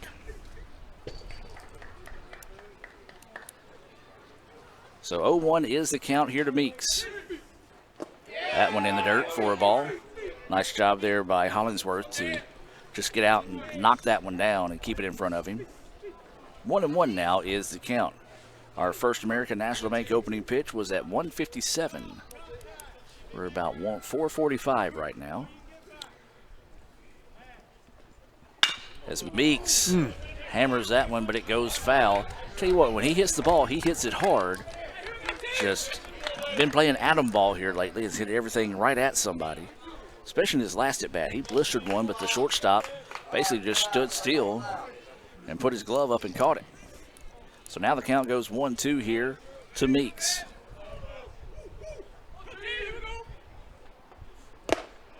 And that pitch going to be called inside for a ball. 2-2 now is the count. It's one of those, Brad, you kind of had to hold your breath if you're an ICC fan, because easily could have pulled the cord on that one and called it strike 3. Yeah, it's a tough one to take. He did. Good eye on his end, good patience, but tough one to take. But it's a gamble either way. So now waiting the 2-2 pitch here from Johnson. And got him looking at strike 3, and Meeks knew it. Beautiful pitch there by Johnson. Back-to-back Renaissance Bank strikeouts. Renaissance Bank, the bank that understands you. Visit RenaissanceBank.com to learn why. We've played 8 in Fulton. ICC leads it 11-10. We'll head to the 9th, where to be the 6, 7, 8 batters due up. Hardy, McCauley, and Ratliff. Let's hear from Renaissance Bank and be back with more right after this. Oh, I need to stop by the bank. Why? You have a bank in your phone.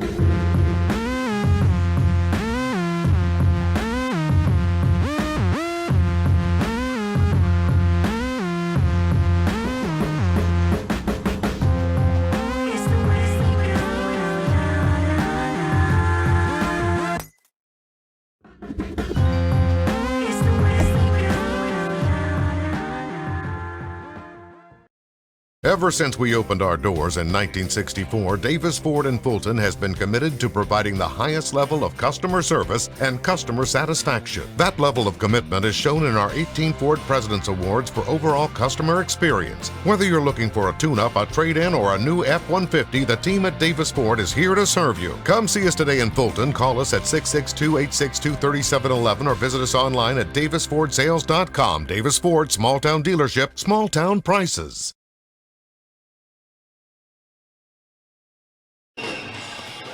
And welcome back, ladies and gentlemen, as we get set here for the top of the 9th inning. Indians trying to complete the rally in this one and pick up the victory here in game 1.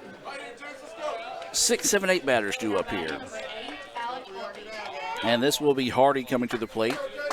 0 for 3 on the day with a walk. He did reach on a fielder's choice. He's also scored a run.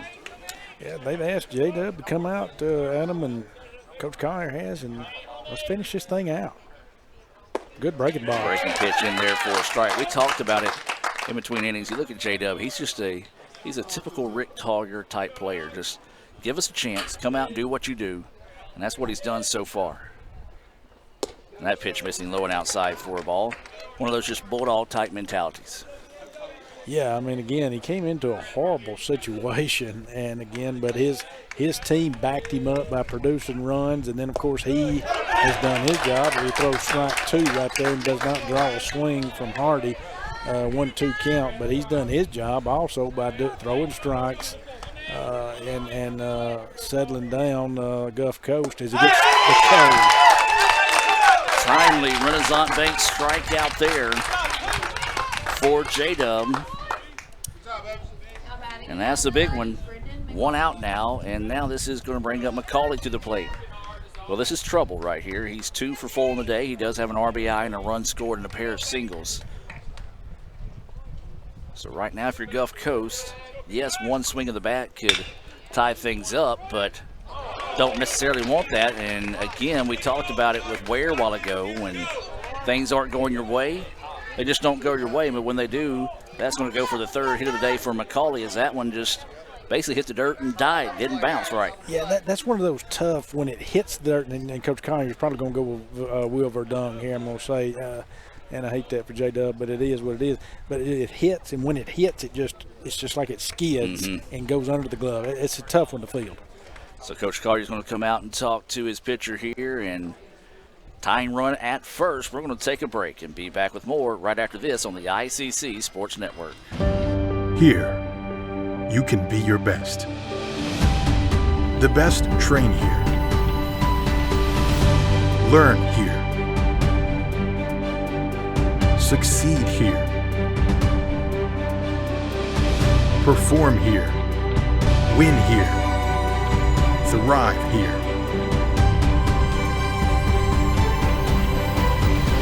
Itawamba Community College. The best start here. Hey Indian fans, I'm Ricky Murphy, real estate agent, Tommy Morgan Realtors, and I'm also a proud alumni of the All-American Marching Band. Itawamba Community College was my home for 2 years, and where you decide to make your home will be one of the most important decisions of your life. Whether you're looking to create a plan to buy your first home, or if you're ready today to make a move into your forever home, give me a call or send me a message so we can discuss your next move. And for my family, roll Tribe!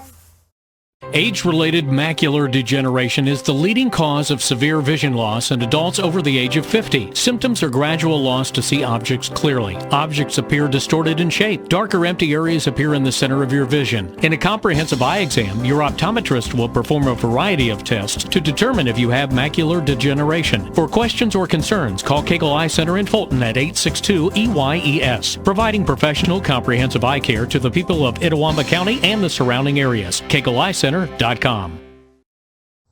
Hey Indian fans, I'm Ricky Murphy, real estate agent, Tommy Morgan Realtors, and I'm also a proud alumni of the All-American Marching Band. Itawamba Community College was my home for 2 years, and where you decide to make your home will be one of the most important decisions of your life.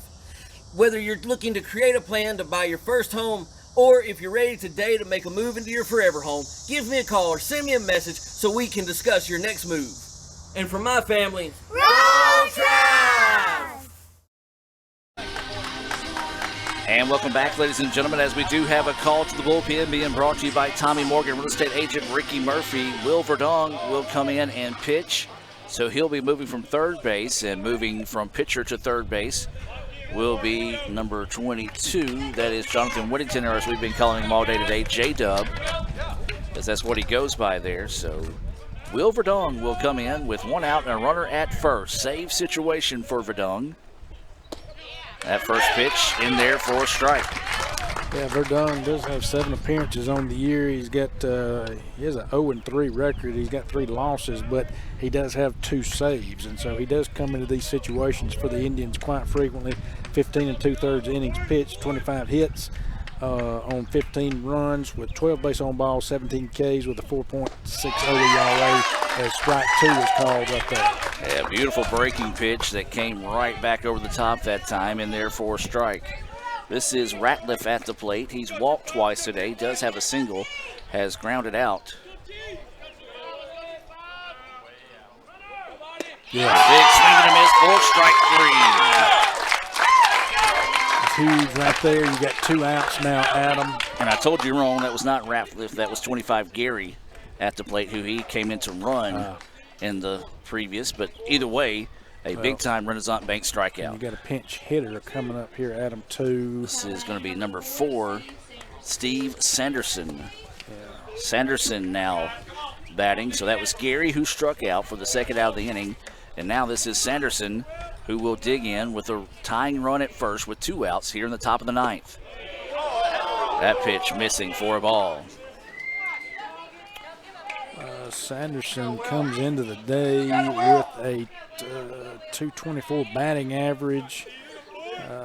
He has K'd 12 times, 4 base on balls, does not have any home runs on the season. Well, that one gets away, but a nice job by Davis to block that one up. 2-0 now is the count here to Sanderson. Got to throw strikes here. Of course, got a 2-0 count, but got a new batter in, but throw strikes.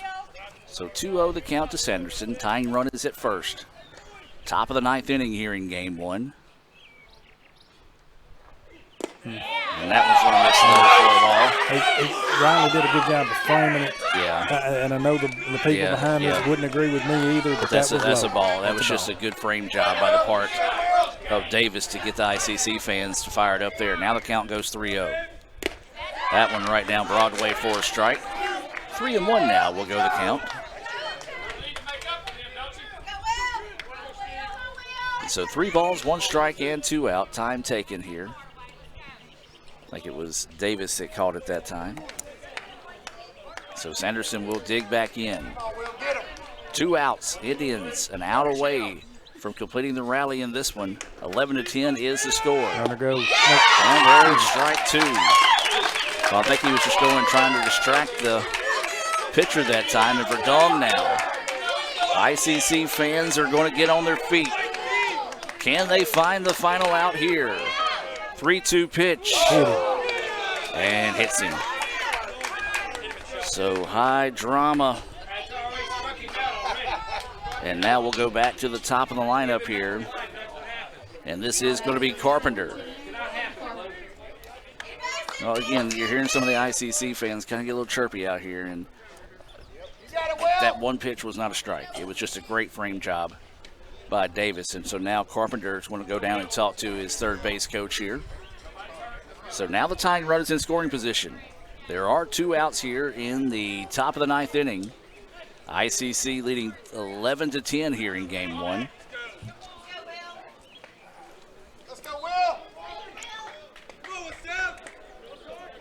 Carpenter has K'd twice on the day, too. He does have an RBI on the day when he drew a bases-loaded walk. So checking the runner at second.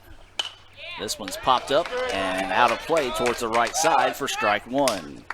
Getting ahead of the count, that's what's important right there. That's a good job by Verdong. Go ahead and get ahead in the count, throw in those strikes, getting him to swing, getting Carpenter to take a cut at it, just when they will put it in play.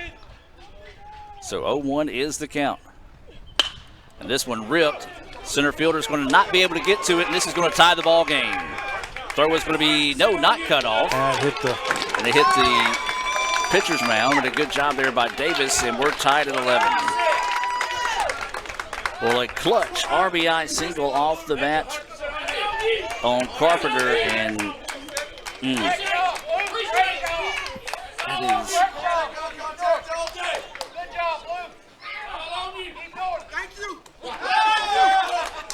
and the umpire giving ICC fans the treatment back.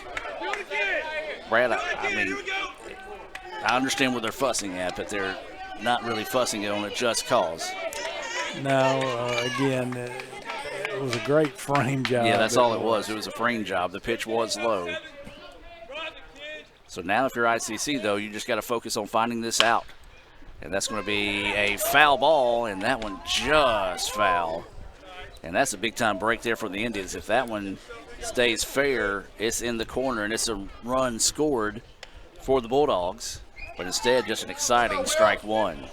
Yeah, still got a tie ball game here, so we don't want to let the emotions take control of the Indians or us on the field to where, we let them take the lead. So, again, tie game right here, and that way keep it a tied ball game is what we need to do. This pitch fouled back off the netting, and now the count will go 0-2 here to Crosby. There is a runner at second and another one at first here for the Bulldogs. They were able to come away with a clutch RBI single by Carpenter to tie the game now at 11. So now Verdong trying to find the exit here, see if the Indians can find some late game heroics in Fulton.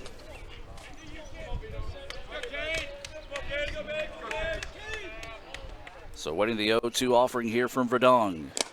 Sets up outside, that's where he goes with it. 1-2 now is the count. Good pitch, couldn't get him to chase it. So 1-2 now is the count, 2 outs. Runners at first and second here for the Bulldogs. They've already scored 1 here in the inning to tie us up at 11. Awaiting the 1-2 offering here from Verdong. Swung on and missed for strike 3. Big time Renaissance Bank strikeout there. And the Indians will have a chance in the bottom of the 9th. We'll take a break and come back with more right after this here on the ICC Sports Network. So when are you going to give me back for the pizza? Oh, personal foul. Let's give him a Renaissance replay. Make a successful handoff when you transfer funds to friends and family with Zelle and the Renaissance mobile app. Let's give him a Renaissance replay.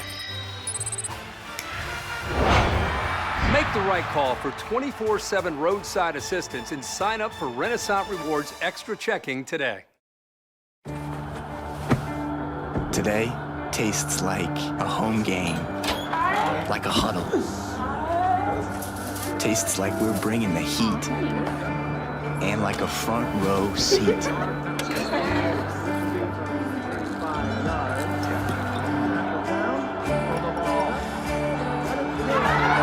Today tastes like we're a team, and it never tasted this good.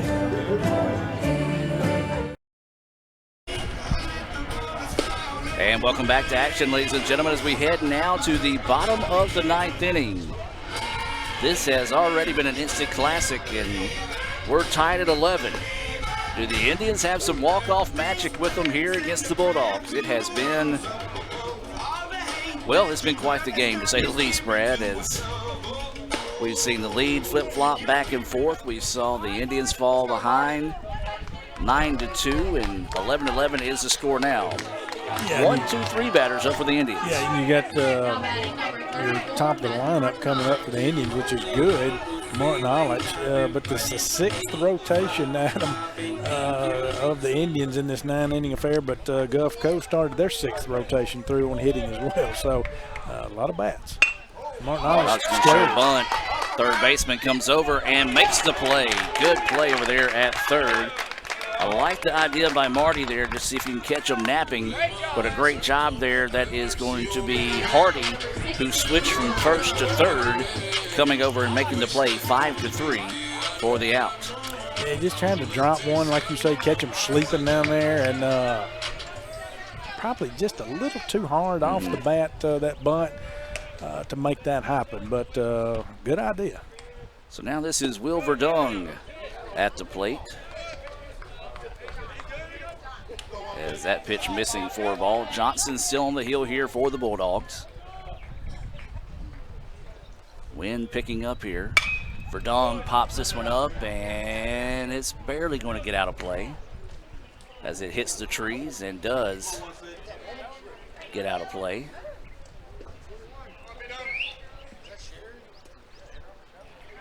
And 1-1 now is the count. And so Verdung will dig back in here and hammers this one. Is it going to have enough? He's back to the wall. See you later. Will Verdung walks it off in the bottom of the 9th inning with a solo home run. What a ball. Hey, and Adam, there's game 2 coming up next. People need to be ready. We've got a 7-inning affair coming up next. And the Indians win it by the final score of 12-11 on the solo home run, second of the day for Verdung. We're going to take a timeout and come back with the Renaissance Bank postgame report and try to recap this one. Indians win it 12-11. Back with more right after this. Playing on tour takes years of dedication, hours of practice, focused precision, and nerves of steel. That's how you become great at the game, but not how you should bank. That's why Allie Ewing chose Renaissance Bank. Their easy-to-use app makes banking a breeze, no matter where she is. Renaissance Bank, understanding you. Ever since we opened our doors in 1964, Davis Ford in Fulton has been committed to providing the highest level of customer service and customer satisfaction. That level of commitment is shown in our 18 Ford President's Awards for overall customer experience. Whether you're looking for a tune-up, a trade-in, or a new F-150, the team at Davis Ford is here to serve you. Come see us today in Fulton. Call us at 662-862-3711 or visit us online at davisfordsales.com. Davis Ford, small town dealership, small town prices. This is you, right? Like, you're like, bacon, bacon, bacon. Well, this is you. I love bacon. Sonic bacon on bacon quarter-pound double cheeseburger. Okay, you got me. I need a double stuffed Oreo blast, guys. You got it. Gonna need a double stuffed Oreo waffle cone, too. Coming right up. Order up. Sonic double stuffed Oreo waffle cone and blast.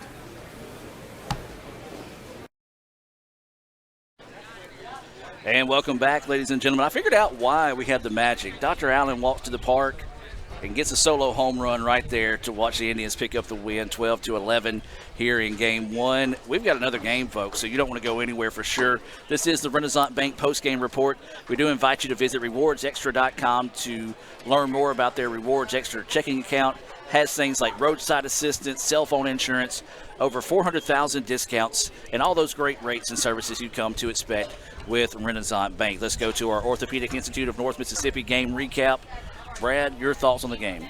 Well, Indians went through that tough inning, again, and the story there is walks. Yeah. And guess what's happened? And it happened with both sides.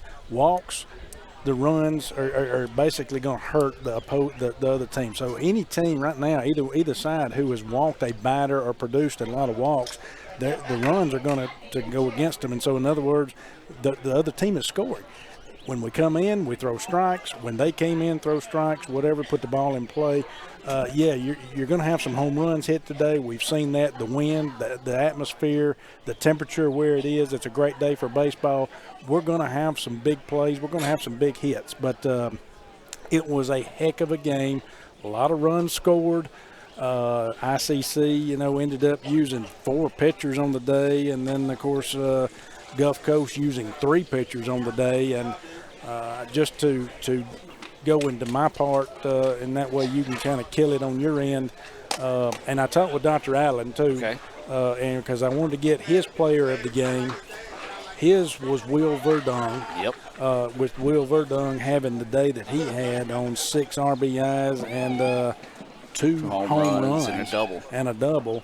I'm going to go with J-Dub. And J-Dub, because where I'm going with that is, and I kind of go back to that pitching side of things, he came in and calmed the atmosphere.